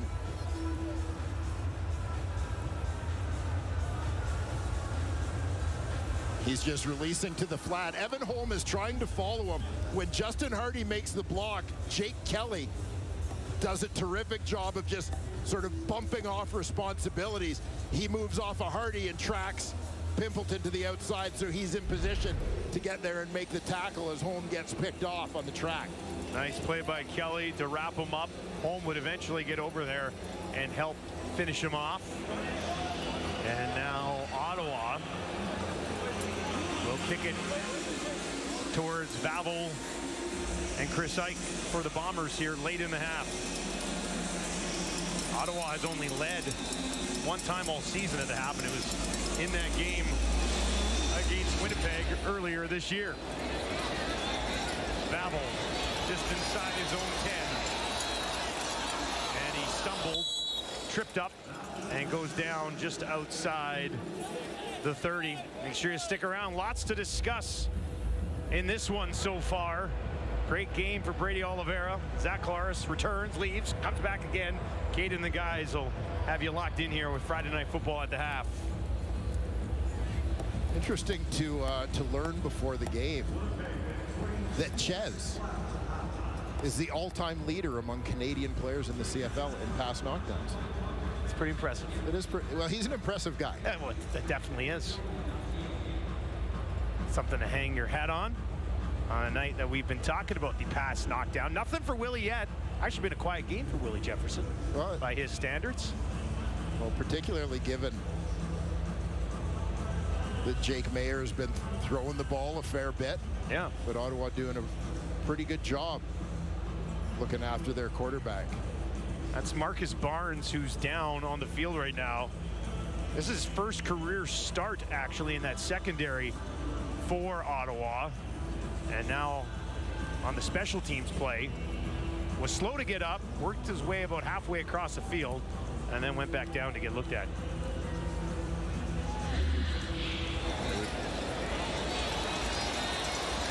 You see Barnes in kick coverage and that unprotected arm reaching for the arm tackle there. Maybe quick hyperextension of the elbow. You mentioned Barnes and Shadwell Kuba. The two rookies now starting on the boundary side of that secondary for Ottawa. The Redblacks select to go with youth here. It'll be empty for Collaros. He's going to come across to Brady Oliveira. Brady cuts it back inside, lunges ahead. Ball pops out on the turf. It'll be a first down for Winnipeg, and it could be setting things up here for a long field goal attempt for Castillo, who we know has the big leg. Yeah, absolutely. Collaros will want to move quickly here. Castillo's long is 63. They come to Tim White. Tim White cuts it back inside. He'll find midfield as the Bombers very efficiently move this ball up just inside the 55 with 6 seconds on the clock. Castillo warming up, watching on. Collaros is going to run one more quick play here. And it'll be Tim White just inside the 50. And this will set up about a 55-yard attempt for Sergio Castillo. Right, a beautifully executed drive for the been there, done that quarterback, Zach Collaros. Give his team an opportunity at least to set up their lead. Be aware, though, on any long field goal attempt of one Khalil Pimpleton in the end zone. Castillo from 56. That would tie his season long. And now we get whistles and a timeout from Ottawa. Timeout. We'll make Ottawa. Castillo reset here. Sergio Castillo has attempted 9 kicks from beyond 50 yards this season. He's 5 of 9. Pimpleton has a kick return touchdown this year. And he'll wait for a possible missed field goal here from Castillo. And I don't think that timeout was about trying to freeze Castillo. They were having not enough players on the field for Ottawa. Castillo from 56 to end the half and give Winnipeg an 8-point lead. Nails it. Sergio Castillo does it again from deep. 2 56-yarders on the season for Castillo. Room to spare here, too. No surprise, as you mentioned, Sergio Castillo with the big leg. Oh, what a selly. Big end to the half for Sergio Castillo, but a big half for Winnipeg and Brady Oliveira. 6 carries, 61 yards and a touchdown, 6 catches on 6 targets, 71 yards. He pretty much did everything. Yeah, a very busy and very productive first half for Brady Oliveira and the Winnipeg Blue Bombers. He's the guy that got them going, punching it in with the touchdown. Now taking the time to join our Danielle Bain on the side. Brady, on a night where you're feeling it both on the ground and in the air, what's the challenge for you in keeping it going, knowing Ottawa's about to talk about how to slow you down? Yeah, I know we got to keep eating. You know, it's everyone's got to eat right now. You know, whatever it's going to take, the play that's called, we got to go execute. So that's why you got teammates. You know, if they want to stop the runs, whatever they want to do. You know, we got great players in this offense, great offensive line, great quarterback, all that. So find a way to win, whatever it's going to take. I know how much trust you guys have in the entire quarterback room, but getting Zach Collaros back, what does he bring out there? Yeah, it's huge, man. I talked to him about it during the week. I mean, it's a leader of our team, leader of our offense. He doesn't have to just even say anything. You just look in his eyes and you know he's ready and he's got your back. So, you know, great to see him come back out there, and let's just go out there and have a good half. Thanks so much, Brady. Thank you. Well, the momentum continues to shift here in Winnipeg as the Bombers enter the half with the lead as we throw it to Kate and the panel for halftime.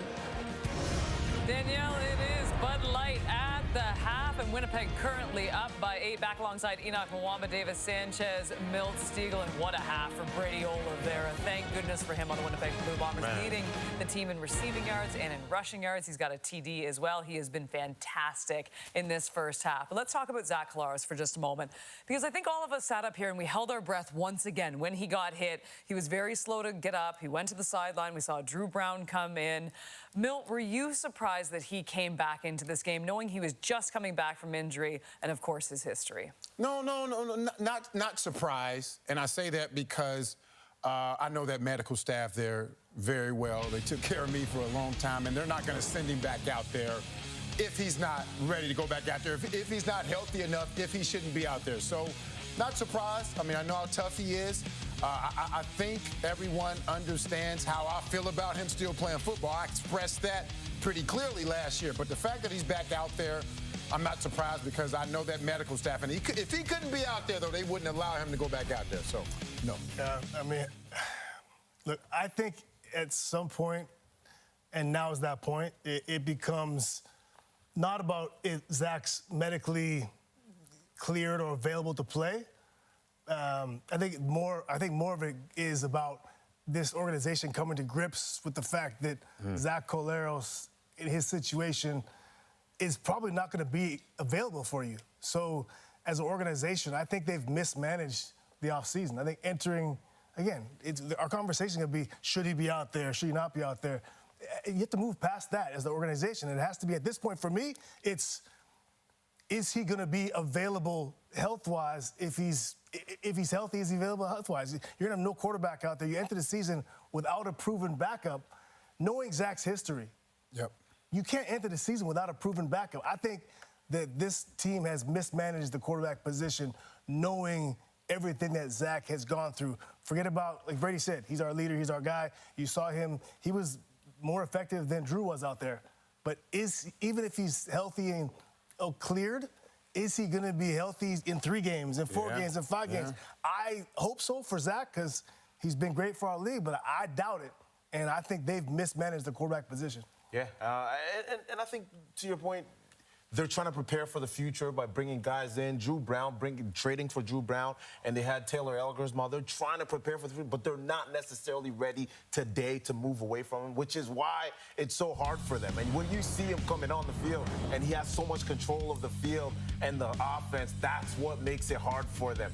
But Brady Oliveira, the half that he's had tonight has been spectacular. I mean, in the air, leads the team when it comes to receptions with 71, rushing with 61. We know what he could do on the ground, but what he's been able to do in the air, to me, has been absolutely spectacular. And for him to play the way that he is putting this whole team on his back. Yep. And the way that he's playing right now, if he continues like this in the second half, it's pretty much in the bag. 61 yards on the ground, 71 in the air, 1 TD. I'm telling you this, we didn't see him at practice all week long. I wouldn't practice any week if you're going to play like this in every single game. All right, we got to debut a new segment here, and it's not our most fun segment like something like Straight Fire, but it's something we like to call That's So Ottawa. And Milt, this one started right at the beginning of the game. Yeah, Cade McDonald had an opportunity to make a play. You know, he didn't look the ball in. He tried to catch the ball with his body and not his eyes. And what happens? And the Winnipeg Blue Bombers get an interception, taking away a scoring opportunity. And that's so Ottawa. Oh, gosh, what do we got here? This is the pick That's the post. Unfortunately, it looked like he had a step too, and that right there hitting the post, that's so. What happened to any other team, though, the way that it did right there? He's wide open. Yeah, once this year, I think. Yeah. I'll tell you this: the sound effects. I don't think any of us are expecting that. But okay, but in terms of Ottawa, too, and I get it too. It's just been that type of season, and we want more than anything this franchise to turn things around because it honestly makes the league much better when you have a team competing. Enoch, was there anything in that first half that was a positive? You thought? I mean, they were trying to get the run game going maybe a little bit. Jake Mayer's numbers once again not horrible. Khalil Pimpleton. There you go. Look at, if you want to look at a bright spot for this Ottawa Redblacks team, it was Khalil Pimpleton, and they were also able to get in the end zone at least one time. So that's the positive part when you look at this team, and I would still like to see more running game involved. Greg Bell has been nowhere to be seen all season long. They looked like there was a semblance of a running game at the beginning of the game, but still not enough. The fact they're only down by one score. There it is. That's it. There's my positive. You said it. If they can keep it close, they have a shot at the end of the game. Yep. Well, definitely. They're only down by one score. They still have an opportunity. I'm sure they would like to turn some of those field goals into touchdowns, but only down by 8 points. As far as Winnipeg Blue Bombers, I don't care if it's Drew Kollaros or Zach Brown. You know, flip the names. Brady Oliveira needs to touch the ball another 20, 25 times in this second half. Can you do what's that segment you like to have where you say what they really mean? In his halftime interview, he said everyone needs to eat. What no, he didn't. You know what he really mean? Keep giving me the ball. Tell Tommy Condale to keep giving me the ball. That's what he's saying. Brady and the Bombers currently up by 8. We'll be back with more right after this.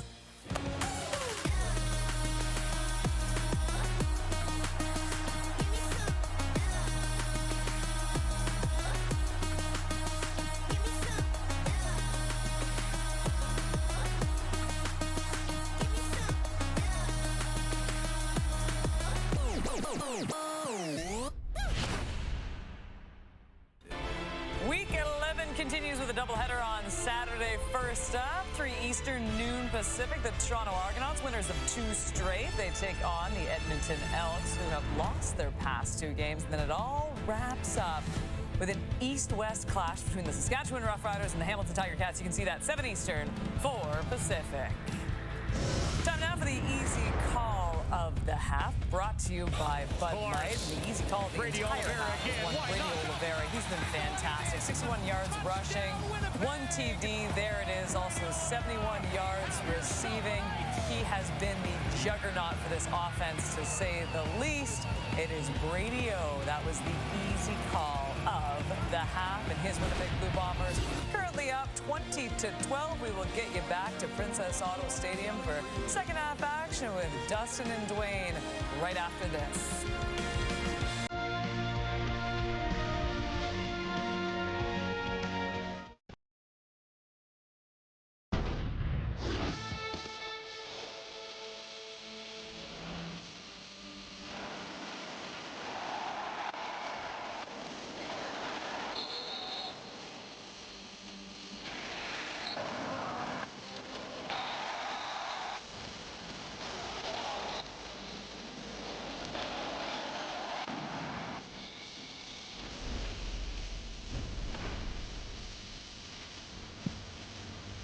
Friday Night Football rolls on from Winnipeg, where the Bombers lead 20-12 over the Ottawa Redblacks. Local product, Gio Vaccaro standing by with our Danielle Bain. Gio, you guys have been able to extend drives, but what can you do to complete them now? Yeah, we just got to keep pounding that rock and keep protecting for Jake so we can make those throws. At your draft party, you told me just how much the people from your journey meant to get you here. What's it like now playing in front of so many of your friends and family? It's been really surreal, and the job's not done yet. We still got to finish, so it's been amazing. Have so much fun and good luck out there. Thank you. You saw Danielle with the umbrella. The skies have opened here at Princess Auto Stadium. It is raining rather heavily as we get the half underway. This is Babel. Breaks the tackle, finds the 50. Tried to stiff arm Gitman, who went down, but did force him out of bounds. As we get a look at Zach Kollaros, who returned in this game for the first time in a month and a half. It was a rough ride. Yeah, Lucas Cormier with the rough welcome there. Blindside hit that took Kollaros out of the game briefly, but Zach recovered well and Got himself into a little bit of a groove with some help from Brady Oliveira. And using his legs. Scrambling for 9 on that play. Now here to start the second half. 132 yards from scrimmage for Oliveira. And they're going to give him some more as Zach flips it ahead. But they're going to blow it down here. Brady was touched down on the play. Yeah, almost made the escape. He tried to get the hand down, but couldn't quite support the weight, and I think his elbow touches down here as Alonzo Adai comes up to make the play. See that right elbow hit the ground. Lost a couple yards there for Brady Oliveira. His season high for total yards from scrimmage, 137. So he's well on the way to smashing that tonight. Redblacks sent 4. Collaros goes over the middle. Tim White looked like he slipped, got back up, couldn't hang on to it. And that'll be a quick 2 and out here for Winnipeg to start the second half. Quick 2 and out for Winnipeg. Quick 2 and out for Ottawa safety Alonzo Adai up to make the play on Oliveira on first down, second down. Getting in there for the pass knockdown. Jamison Sheen averaging 49.5 yards per punt this year. End over end. Pimpleton waits. Takes it cleanly at the 5. Spins out of a little bit of traffic, but then runs into some more. And he's frustrated with that lack of a return there as Jake Mayer, 14 of 18, 149, touchdown and an interception. Not a bad half. Yeah, a very efficient half for Jake Mayer. I'm sure he and the rest of that Ottawa offense would like to have some more points on the board. As there you see one of a couple of tough breaks there, but the late touchdown pass to Greg Bell. Just 13 big plays on the season coming into this one. Did find Robinson for 32 before he went down awkwardly with an injury. 1st and 10 from their own 11. They'll hand it off, and somewhere under that pile is Greg Bell. He had 4 carries for 15 yards in the first half. Still not much going there offensively on the ground for the visitors. Yeah, interesting to see as we talk about Ottawa in the first quarter of this ball game in particular, really controlling the ball, controlling the clock, but doing it without a dominant run game. It's funny because time of possession 10-12 in the second quarter for Winnipeg after about 10 minutes in the first quarter for Ottawa. And now Mayer's in trouble, and they'll get home and take him down. Michael Fletcher, second sack of the campaign. Michael Fletcher, the rookie defensive tackle. In the ball game, using the long arms to keep the offensive lineman off him. Fletcher at about 6'5", 6'6". Just driving his way into the backfield out of Appalachian State. Getman stands in his own end zone. Good kick, hammers it away. Babel has to take it in zone 45. Gets midfield, and he's wrapped up at the Ottawa 45. Great field position for Winnipeg as Michael Fletcher gets to Jake Mayer for the first time tonight. For over 23 years, along with the CFL and its member clubs, the Purelator Tackle Hunger program has delivered over 27 million meals to Canadian families in need. Go to PurelatorTackleHunger.ca to donate. That is PurelatorTackleHunger.ca to donate. Chris Strevler can't stay away from Winnipeg. Back in the house once again.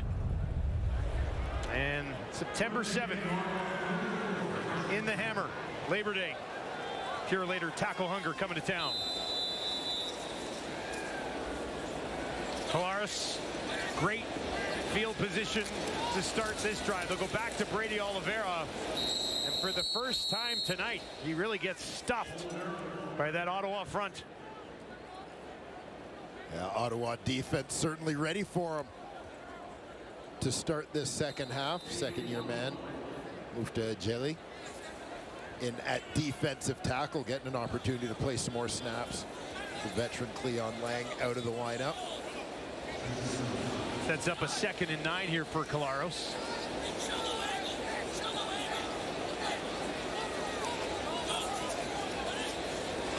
Redblacks will send 5. Collaros sidearms it to Tim White. Tim White stays on his feet, jumps it down inside the 25 with a little help from Brady Oliveira at the end of the play.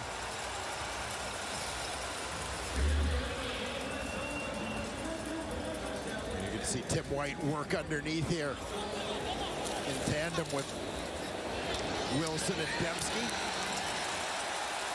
Nice job to step his way out of that first would-be tackle. Tim White on the verge of 6,000 yards in his career. Collaros, open man, end zone, oh, it's dropped! Ontario Wilson! Oh, he's gonna want that one back. Wide open as that kid says, I could have caught it. Yeah, he just relaxed a split second too early. This one is drawn up perfectly. You're going to see Dembski goes to the flat. That sort of holds the coverage down near the line of scrimmage for a split second. Great pattern concept. Wow. As essentially, Dembski creates space to get Wilson open deep. It works to perfection, except for the ending. 2nd and 10. Collaros, no end zone this time. And he's looking in the direction of Dembski, but it'll be a field goal attempt for Sergio Castillo. Pokey Wilson. Yeah, ball laid in, and you can see his head just start to turn away a split second early. Did that hit his helmet on the way down?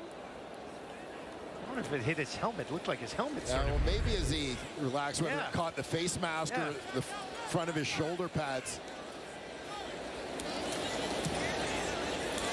Castillo, no mistake there, and the lead goes to 11 for the Winnipeg Blue Bombers, but it should have and probably could have been even more. Did go off the face mask. Look at that reaction. Nobody can believe it. Shot lead heading into the weekend. 9 under. Ridiculous. Ottawa down 23-12. Will start on their 40. Mayer on the run. And he finds a first down in the hands of Justin Hardy. Yeah, the play action doesn't really buy Jake Mayer a lot of time, given that Ottawa hasn't had much success in the run game, but the Redblacks quarterback still able to execute this one. Put a strike on Justin Hardy for the first down.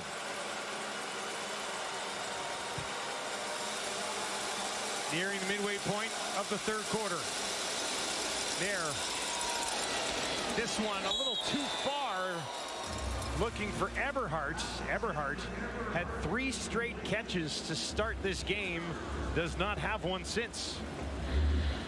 Yeah, he's lined up on the outside here, working underneath. You're going to see the throw just low and away from Mayer. I'm sure Jake would like to have that one back, as he had a little bit of time, a little bit more time, I think, than he thought to get set and deliver that one. Mayer at 75% so far tonight. 2nd and 10 from his own 50. Gets it away. And Nichols is out there to make the tackle on Eberhardt. That's good news, as Nichols was banged up in the first half. He's there to stop Eberhardt. Eberhardt's 4th catch of the ball game. Team leading 4th catch, but it's not enough. It'll be 3rd and about a long 2, and they'll be forced to kick it away once more. An opportunity here with good placement on the punt from Getman. Just really swing the field and back up the Bombers. Trey Babel, no doubt, will have something to say about that as well, mind you. Getman from just inside his own 50. Bounces it. Gets past Babel. And He'll have to go back and watch, and it'll stop right at the 2-yard line. The Redblacks all back up, and Babel will grab it and run it back up to about the 10 before he's hammered down out of bounds on a wet night in Winnipeg for Friday Night Football. Well, let's take another look at the Redblacks and first-year defensive end Luigi Vallant. Let's send it back down to Danielle Bain. Thanks, Dustin. Luigi Vallant told me earlier this week that it was always his dream when he approached playing in the CFL to play for his hometown Ottawa Redblacks. Originally, his rights were owned by Toronto, but when they traded them to Ottawa, he signed a 3-year deal, not only because he wanted to play for his hometown, but because he also wanted to be as close to family as possible. He and his wife just recently welcomed a daughter. She's 5 months old now, and he said it was so important for him to not have to live day to day on FaceTime. That's what has helped him get through the rough record of the Ottawa Redblacks so far this season. His mom even lives down the street. He can visit her whenever he wants. He says it's been a huge blessing and has lifted him through this stretch, guys. Tough year, but nice to have family around to help you deal with it. Yeah, certainly is. Luigi Vallant, one of many great products of the minor football system in Ottawa. Collaros finds White. That's a first down for Winnipeg. Let's talk about that system a little bit, Dwayne. Yeah, I mean, a great football city, so many great minor organizations in the nation's capital, but in terms of player development, the Gridiron Academy, an organization run by Victor Todondo, has done such a terrific job of developing high-end talent.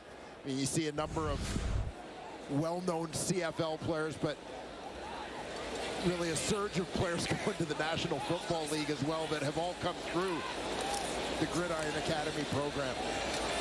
Brady Oliveira wrapped up by Stafford before he could really get the motor going that time. Would there be a lot of academies like that across the country, or is that an elite? Well, you're seeing some starting to pop up, but I mean, this is one that's certainly at the top of the list, one of the first to develop. I mean, going back to, you know, late 2000s, early 2010s, you're starting to see a string of guys going on to play Canadian and American university football coming out of this program. And it takes that much time, right, to develop something? Well, it does, yeah. Here's Collaros in trouble again. Stays on his feet. Not that time. Ottawa gets him again.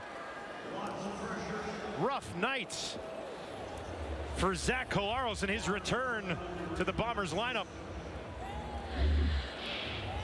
And Luigi Vallant, one of those in on the play for the Ottawa Redblacks from his defensive end spot. Redirects on his rush as Collaros escaped. It was Marcus Barnes who got there first, but it was A.J. Allen who finished it off and get credit for his second sack of the game, third of the season. Pimpleton on his own 50. Finds midfield, great cut. And they'll eventually wrap him up just outside the Winnipeg 45 as Vallant and Ottawa's defense does the job. Good field position for the Redblacks. Down by 11 on Friday Night Football. Well, we were talking about some amateur football. How about a little flag football action as the women will take on Austria. 3:15 a.m. Eastern time. The men against American Samoa at 5:45, and that is the Flag Football World Championship quarterfinals action on Saturday. Best of luck to both teams, and of course our partner Paul Lapolice, the men's side. Coach him up, Lapo. You know, it's nice to see Lapo in the playoffs. Wow. Sorry, Lapo. That was Dwayne who came up with that one. Here's Mayer. Pimpleton, and he is wrapped up immediately. Whistle did go there as Jonathan Moxey made sure that Pimpleton could not get away. First time we mentioned Moxey's name tonight. That came over from Hamilton in free agency. Previously spent some time as a Calgary Stampeder.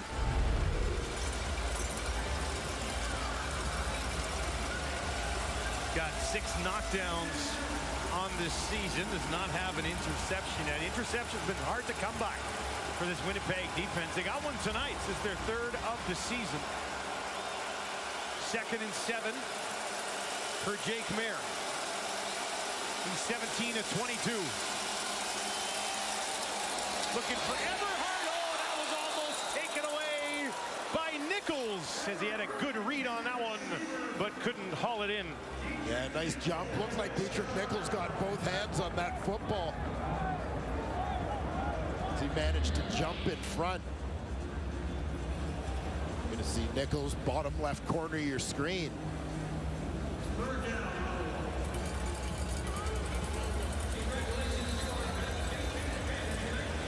Travels a long way. Just couldn't quite get his hands in position. Ottawa will go for the 51-yard attempt. That was time the longest of the year for Lothar. It is up! And he's got it with lots of leg to spare. Stuck it inside that upright with Vavel looming in the end zone. Let's take another look at that almost interception. And you'll see Dietrich Nichols covers some ground to get in front of that ball. Both hands on the ball, but almost like it kind of handcuffed him once he got his hands there. Closed the hands a little too soon, maybe. Can't blame that one on the rain, can you? Well, that's how slick. That's how Ches got all his knockdowns too. Is he missed interceptions? Yeah. Yeah, you call them knockdowns, we call them missed interceptions. That'll be the 4th knockdown of the year for Mr. Nichols. 2.5 to play, 3rd quarter. And flags as this ball is snapped, and that is against Winnipeg. This will back him up. Winnipeg number 10. 5-yard penalty. Remains first down. Nick Dembski on the offside. Dembski, 3 catches for 33 yards so far tonight. Trying to work on a 4th consecutive 1,000-yard season.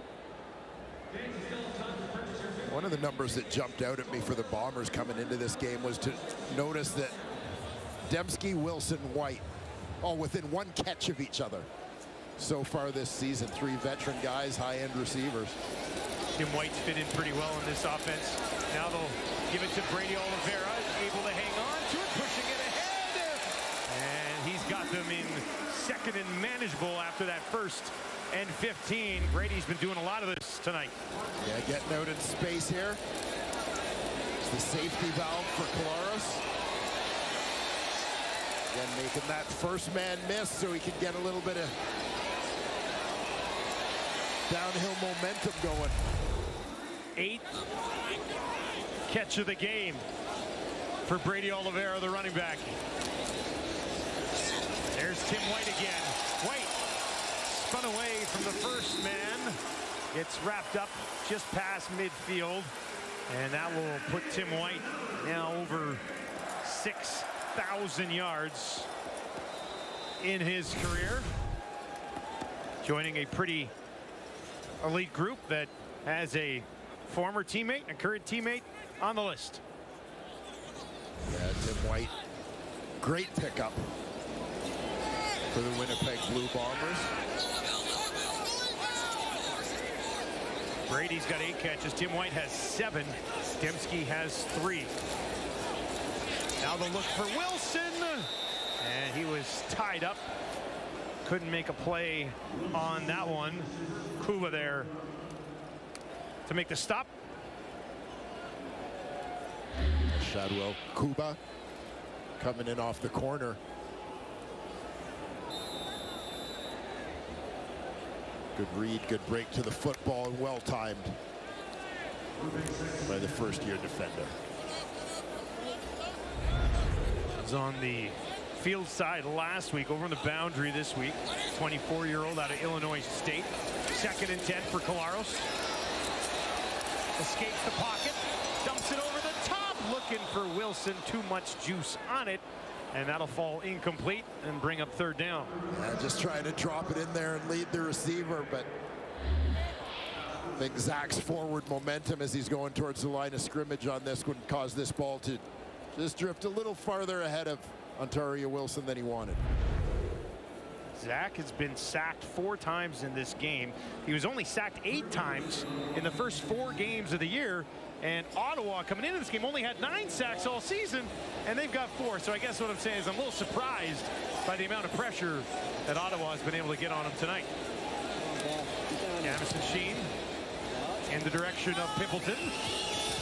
And that one will fly out of bounds as time ticks down here at the end of the 3rd quarter. And Ottawa will have the ball on their own 9-yard line, hanging around in this one as they have most of the season. Can they find a way to get it done? 4th quarters have not been friendly to the Bombers in their last 2 games. We'll get into that a little bit as the 4th quarter coming up here. Friday night football in Winnipeg. Bombers looking to snap a 2-game slide. Ottawa still wants that first victory of the season.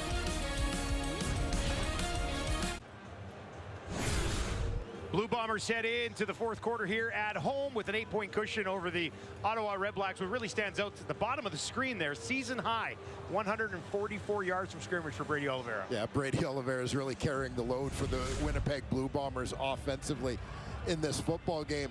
You always think when there are lots of touches for the running back that that's going to take a little bit of a toll on the defense. Brady is a hard, heavy, physical runner, and so we'll see, particularly as the time of possession has shifted a little bit from what we saw in the 1st quarter, to see if Winnipeg can take advantage of any fatigue on the part of that Ottawa D down the stretch here. Yeah, time of possession now in favor of Winnipeg, 24.5 minutes after having just about 5 minutes in the 1st quarter. 1st and 10 for Jake Mayer as they try to get over the hump. Started on their 9. He's under some pressure. On the run, he throws it a little low in the direction of Keelan White. White could not hang on. It was low and a tad behind him. It looked like Cam Lawson, Jake Seresnan at D tackle here. Lawson with a great burst.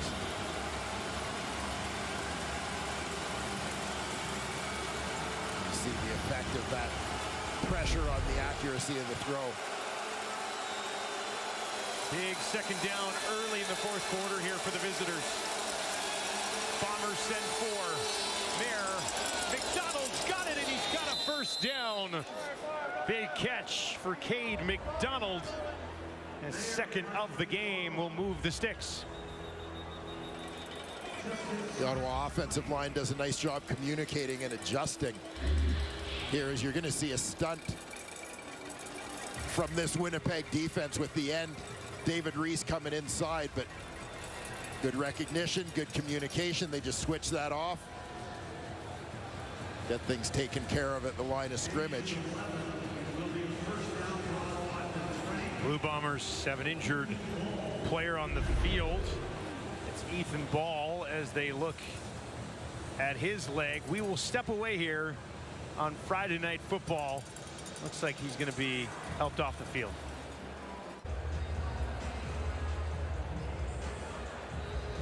Well, a tough break here for Ethan Ball, who sits on the sideline now after this. And you'll see Ball in coverage as the play continues on.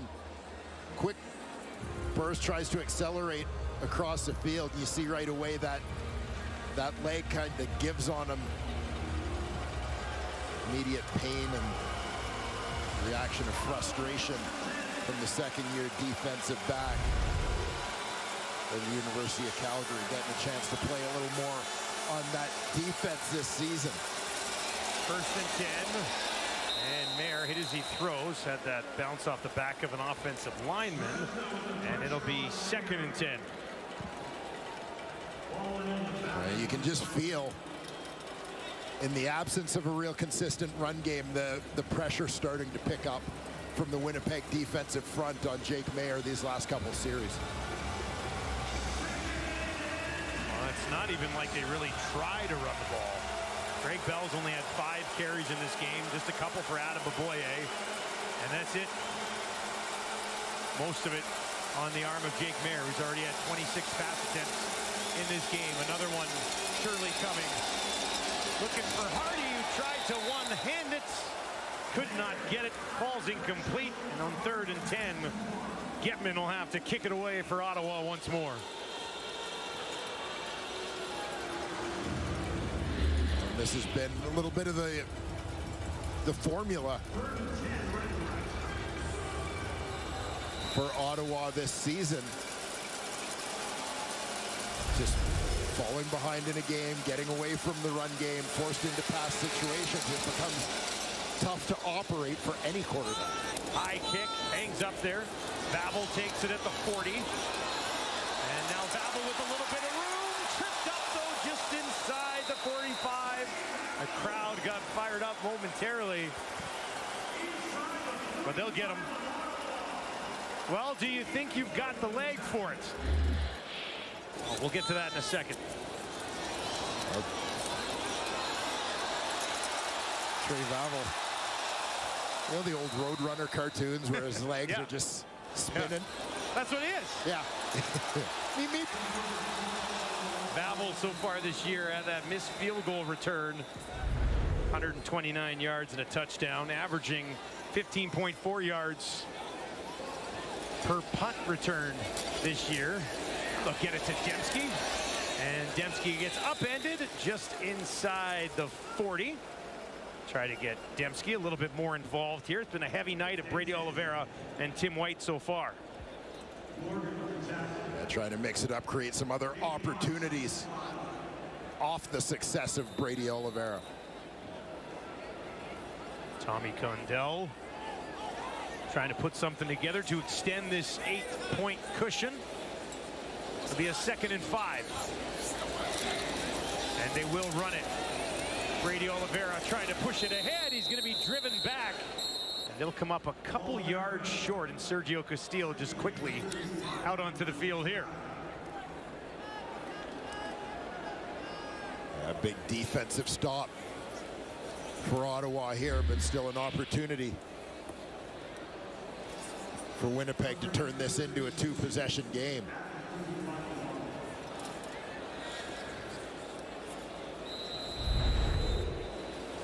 Defensive end Jesse Evans amongst those in on the stop for the Redblacks. Castillo 3 for 3 already in this game. And that one twists its way through the uprights from 43, and the lead goes back to 11 with just over 11 to play. Ottawa's defense hasn't done a great job stopping Brady Oliveira tonight. They did. And Crave. 1st and 10 from the Ottawa 40 for the Redblacks. And that one high in the air. Pimpleton went up and got it. Stayed on his feet. And then is thrown out of bounds. He's had a pretty good game. He's been heavily involved. He has certainly setting up an Ottawa touchdown to end the first half with a big return. Guy who's definitely heated up the last few weeks for Ottawa. 2nd and a yard. They give it to Bell, and he loses probably 3 yards. And they go from 2nd and short to having to punt it away. Short yardage issues continue for the Redblacks. Now watch for Willie Jefferson coming off the left side of your screen.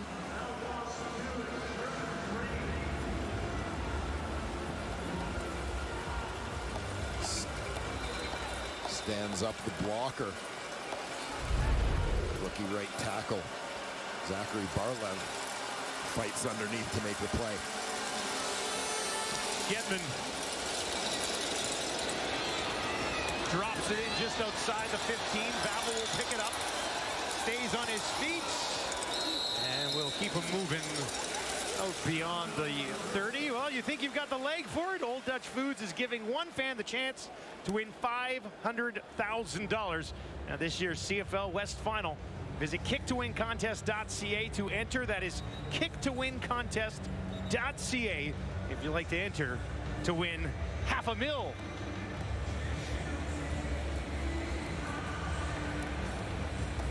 I'd do it, but I think I'm going to be in the East Final. So well, I'm busy. That makes I'm it busy difficult. That day. makes it difficult for you. Yeah. Yep.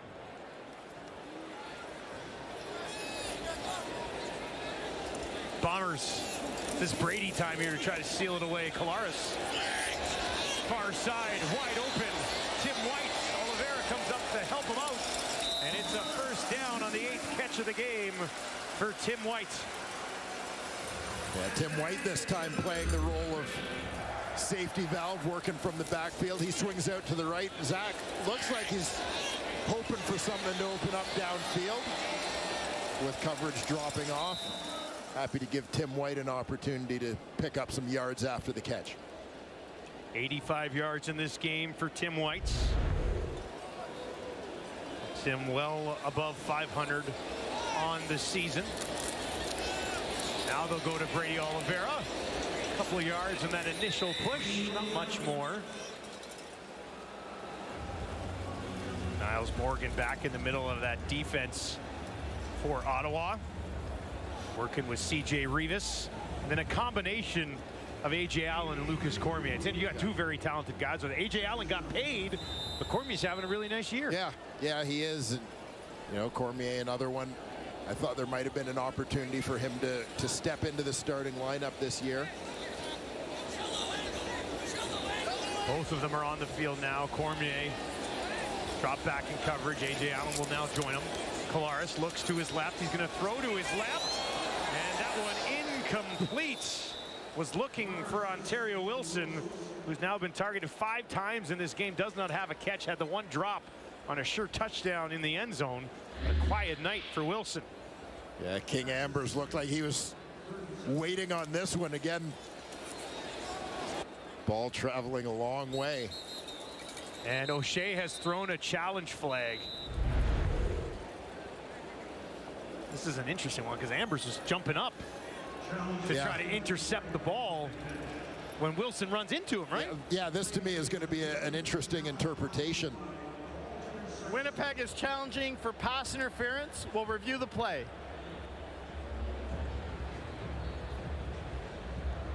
I think Ambers was more focused on the football. Yeah, sort of takes a step forward to try and play the ball, but in the process kind of steps into the receiver.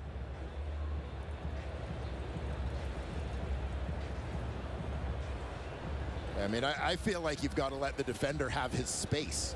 Yeah. On that one, that Wilson runs into Ambers more than Ambers impedes Wilson. That's what it looked like to me. Yeah. Ambers had all eyes on the ball and went up to get it, and Wilson, not looking, runs into him. Yeah. Now you could, I mean, I guess you could say the contact is there. Yeah, the contact comes. This seems like it's more Ambers' ball, really. Yeah. Huh. I don't know if I've seen one of these on Friday Night Football this year. This is an interesting one.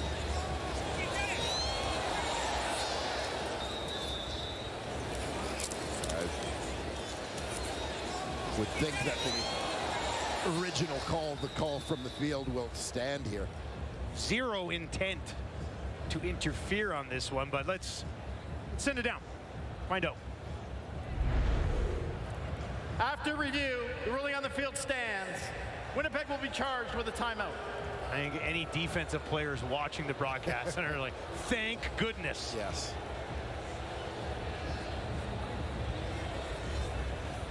Redblacks hanging around here, down 11. Need that big play to spark things. In the first half, it was a return from Pimpleton. Went for 75 yards, set up their only touchdown of the game.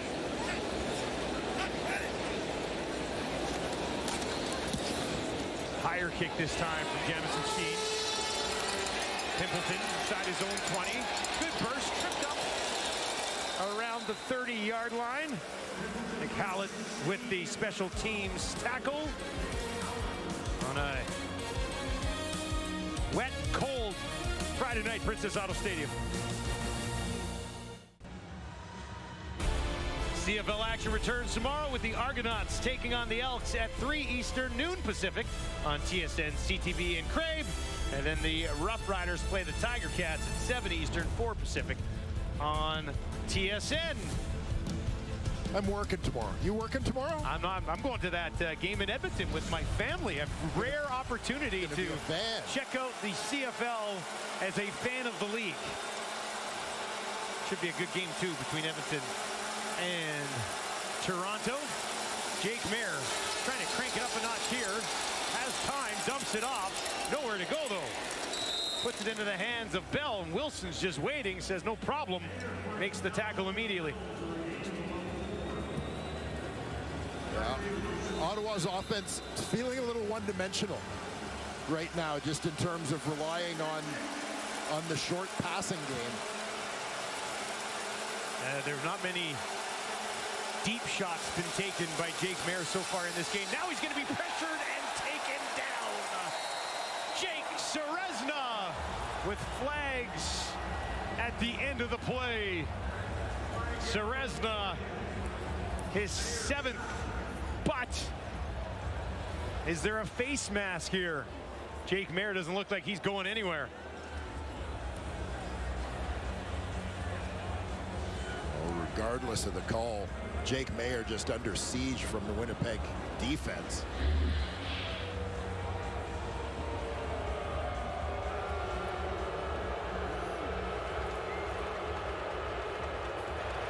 Major foul, roughing the passer. Winnipeg number 93, 15-yard penalty, automatic first down. And it is Michael Fletcher right up the middle. There he is, big 93. Helmet to the face mask. And it's a first down on the penalty for Ottawa. Kind of a tough break for Michael Fletcher there as he's coming in trying to make a play. Jefferson gets through. Mayer has to get it away before he's taken down by Serezna. As Serezna and Willie doing some serious damage there. A dynamic duo. Strikes again. Serezna's in there. Willie beside him.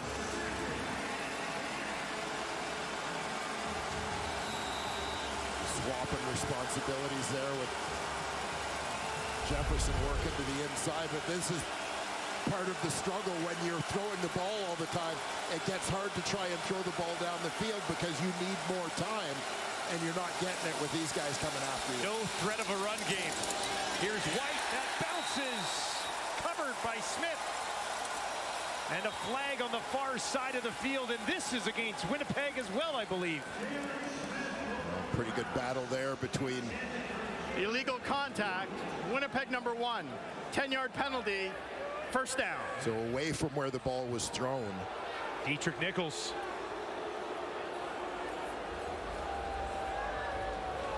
In fact, this is going to be completely on the other side of the field, so keep an eye. Crowd here just saw it on the screen, and they're not happy. Justin Hardy on the backside.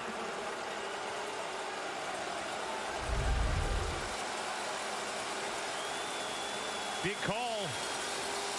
Getting late in this one. Time they'll go to Hardy. Woodbury and Nichols have him double teamed, and they'll hang on. Second down. A couple of chunks of penalty yardage going a long way for Ottawa on this drive to at least get into Brett Lauber field goal range. Greg Bell to the sideline. Adeboboye in at running back for the Redblacks. Mayer, a deep drop. Now he's going to go down the field. Hauled in just inside the 5. Cade McDonald. And the Redblacks are in business.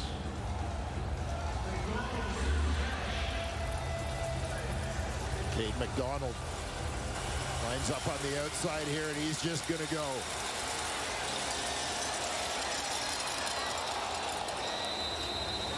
Beautiful deep shot there from Jake Mayer. Nice effort from McDonald to go up above 2 defenders and pull it down. Now, can they finish? Mayer gets it away quickly. Low pass. Incomplete. Was looking for Pimpleton. And you can see the immediate frustration there from Jake Mayer as this one didn't come out quite the way he wanted. Jonathan Moxie supplying pretty good coverage on the play as well. Massive second down. Second and goal from the Bomber 4. Jake Maier's got to have it here. Bombers will send a ton of heat. Maier over the middle. Touchdown, Eberhardt. And the Redblacks hang around. Eberhardt's got his third of the season, and it's a silencer here at Princess Auto Stadium. A great poise and touch here from Jake Maier. He's kind of floating back. Buying himself time, knows Eberhardt's coming free. Nice timing, nice touch on the ball. Floats it over top of Jake Kelly for the major. They will go for two to attempt to make it a three-point game.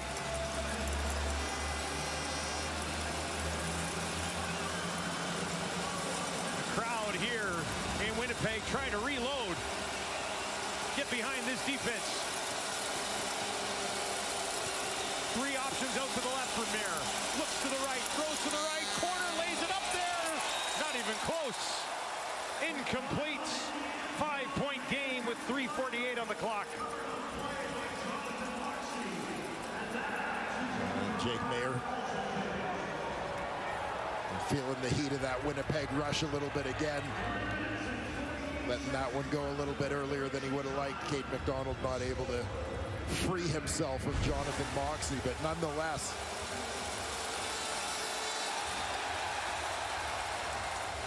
Drive aided by a couple of penalties.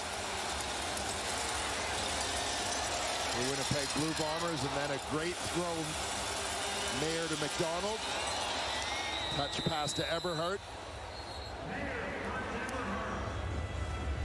Unable to connect on the two-point convert, which keeps this Winnipeg lead at 5.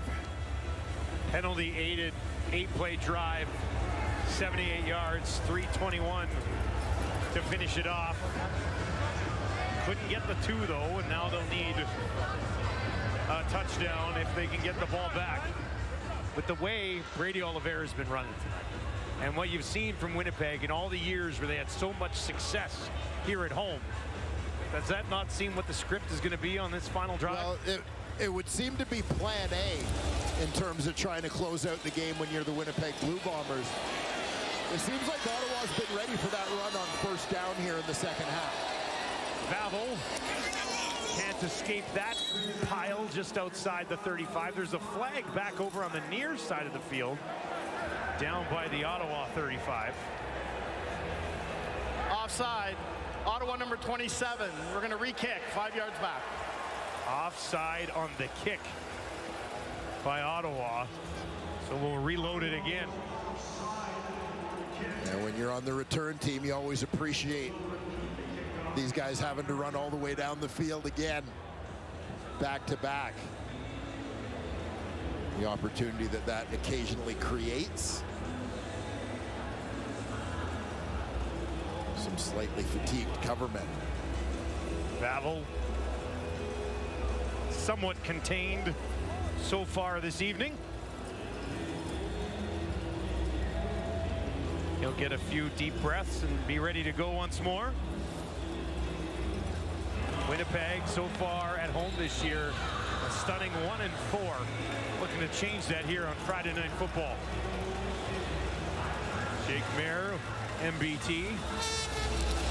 Tablet time there, Vavel. This time, cleanly at the 15. Back to the 30. Vavel with a little bit of room. Gets past Gitman. And he'll hurdle his way out of bounds, but an excellent return from one of the most dangerous in the league.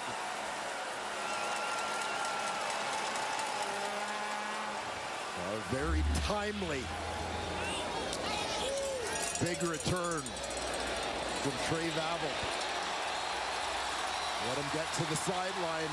Couple of shots to try and turn him back in. But immediately into Ottawa territory. Winnipeg with a 5-point lead and outstanding field position late in this one. Kolaris looking to throw, finds Dembski in a soft spot in that defense, And a good pickup on first down. It'll be second and a short 2 maybe here for the Bombers. Yeah, I like the play call on first down. You're in a tight end formation. You got to think Ottawa's anticipating. This is the 3-minute warning. Throw the ball, keep him off balance. 3 minutes remaining. Friday Night Football here in Winnipeg as the Bombers try to snap a mini 2-game slide and hand the Redblacks another disappointing loss.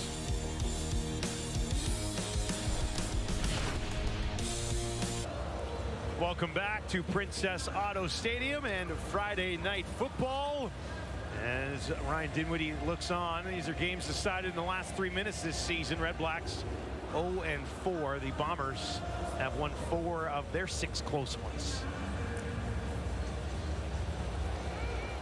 Well, Mike O'Shea, all business here in the final 3 minutes as his team looks to improve on that record. Trying to seal this away. Brady Oliveira up the middle. Now they'll go for about 4 yards. They only needed 2, and that's a first down for the Bombers. Get a look here. The big lineup in the game for the Bombers. Nice block right at the point of attack from Nick Dembski. Coming in to take on the middle linebacker, Niles Morgan. Fresh set of downs as the clock ticks. Bombers 3-1 against the East so far this season. Now Kolar's looking to seal it away. Finds Dembski. There's a flag. Doesn't matter. He's got it down to the 2 as Kolaris drops it in a bucket for Nick Dembski. Dembski does a nice job fighting off the contact of the defender.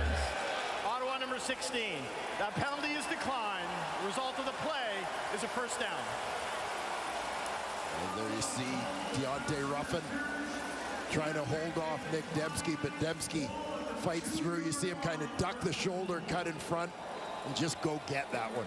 And again, aggressive, creative first down play call against a defense that's probably cheating towards the run a little bit. Tommy Kundell mixing it up. Bryce Perkins into the game, short yardage. A touchdown to likely seal this thing away. Got it! Touchdown, Bombers! Perkins has his second.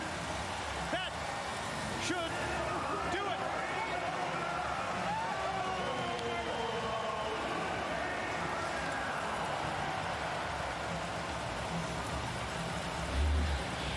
Bryce Perkins continues to do a nice job in his short yardage role, understanding where to attack that defense. Get the job done. Every time the ball is in his hands, it's a pivotal situation. The first-year CFLer getting it done. Perkins had a couple of touchdowns on the season coming into this one. Now he's tacked on 2 more. 6'2", 230 pounds. And he's done a good job using that size a couple of times tonight.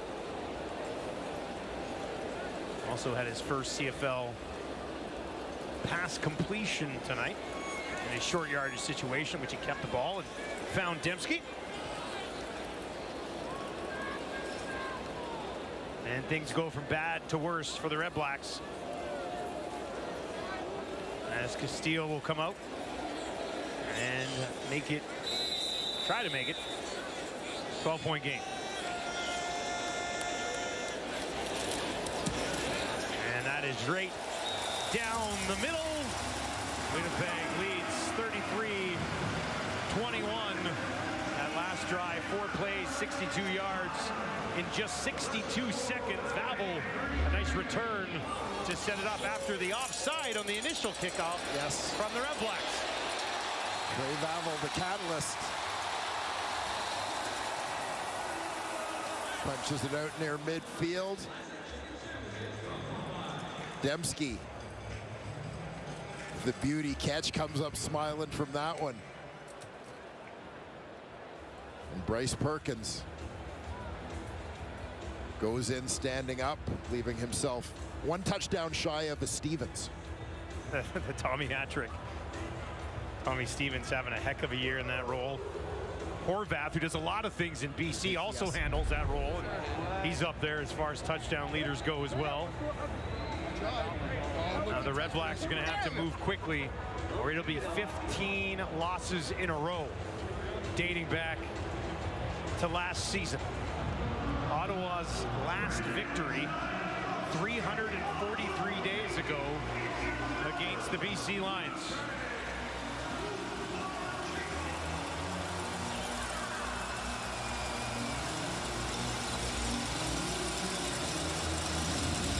Castillo boots it into the Winnipeg Knights. Pippleton takes it just inside the 20. Can he find anything? Takes it back just short of the 35. Jake Mayer comes back out here. He's 23 of 35. Struggled more in the second half than he has in the first half. Trying to make it 4 games in a row with 300 yards. He's sitting at 244. Well, we've seen Winnipeg dial up the pressure a little bit. You got to imagine that Jake Mayer's going to try to push the ball down the field. Going to need that protection to hold. We'll see what Jake Seresna and Willie Jefferson have dialed up on the other side. Mayer steps up in the pocket on the run to his right, and he finds Keelan White up near midfield.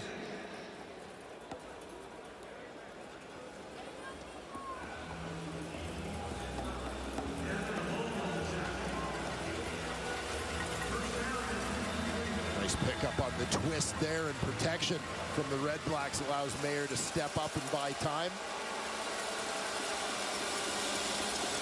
Here again, another first down, this time Eberhardt. He's upended by a pair of Bombers.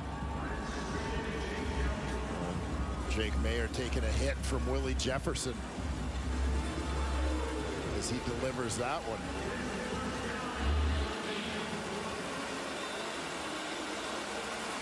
Great get off on the play from Big Willie.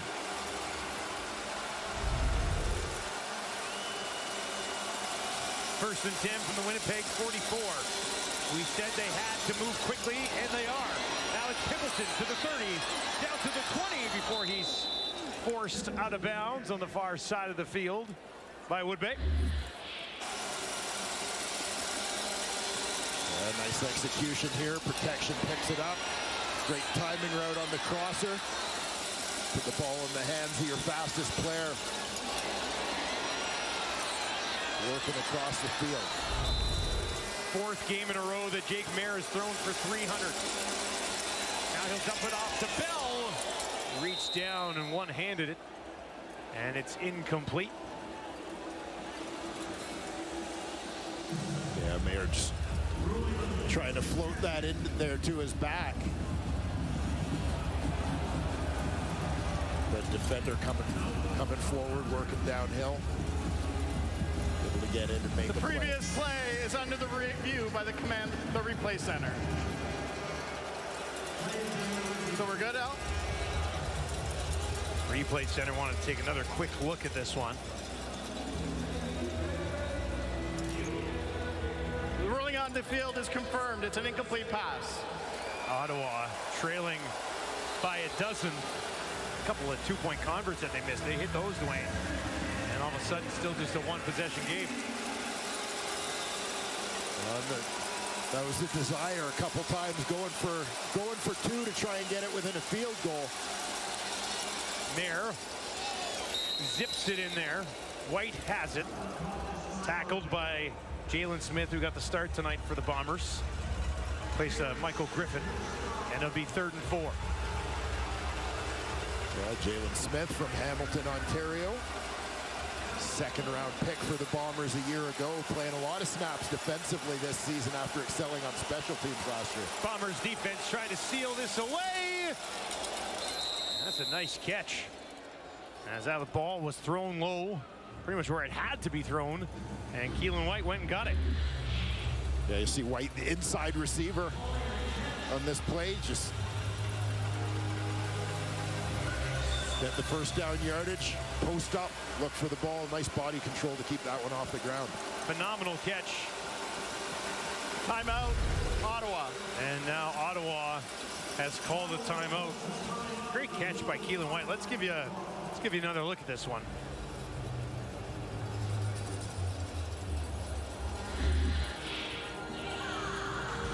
Yeah, just nice job catching it in his hands, turning his body in the air to kind of get his body under the ball so that the landing won't jar that football free. Nice effort from White. White has 6 catches tonight. Pimpleton has 6 catches tonight. Everhart has 6 catches in this game as well. First and goal from the Winnipeg 6. Jake Mayer on the run to his right. Drops. Was looking for Justin Hardy. And Hardy couldn't finish it. We'll see Mayer on the scramble here. Just trying to stay alive. Michael Fletcher in hot pursuit.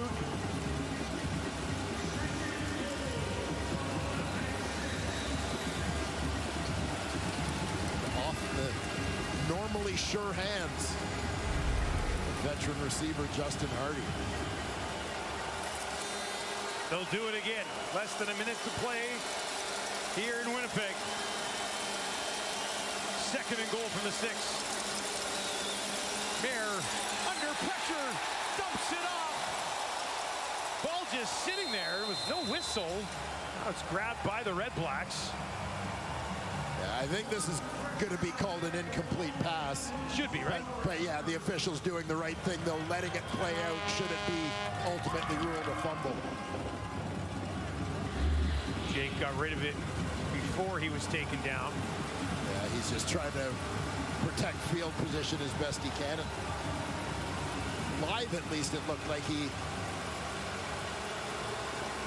threw that ball. A lot of pressure with just sending free there. Yeah.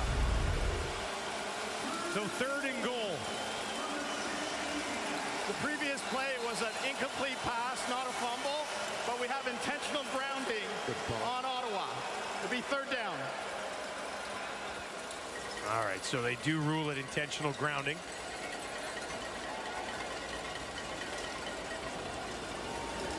No one in the vicinity of Mayer other than his offensive lineman as he threw that one.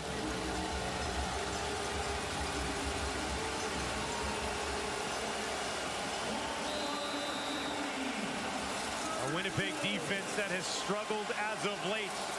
Fitting fashion here that they get a chance to close this one out. Jake Mayer, deep drop. End zone for Everhart. Broke it up. Bombers defense shuts the door.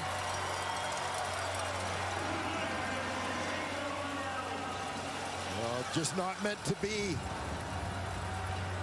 for the Ottawa Redblacks here in Winnipeg. Started early as an easy completion, turns into an interception. Potential touchdown off the upright. Deep ball. Big play. Giovanni Robinson goes down, and here a ball off the hands of Justin Hardy in the end zone. Last gasp, Mayer looking to the end zone to Everhart. Just couldn't connect. Evan Holm there to seal away the victory for the Bombers.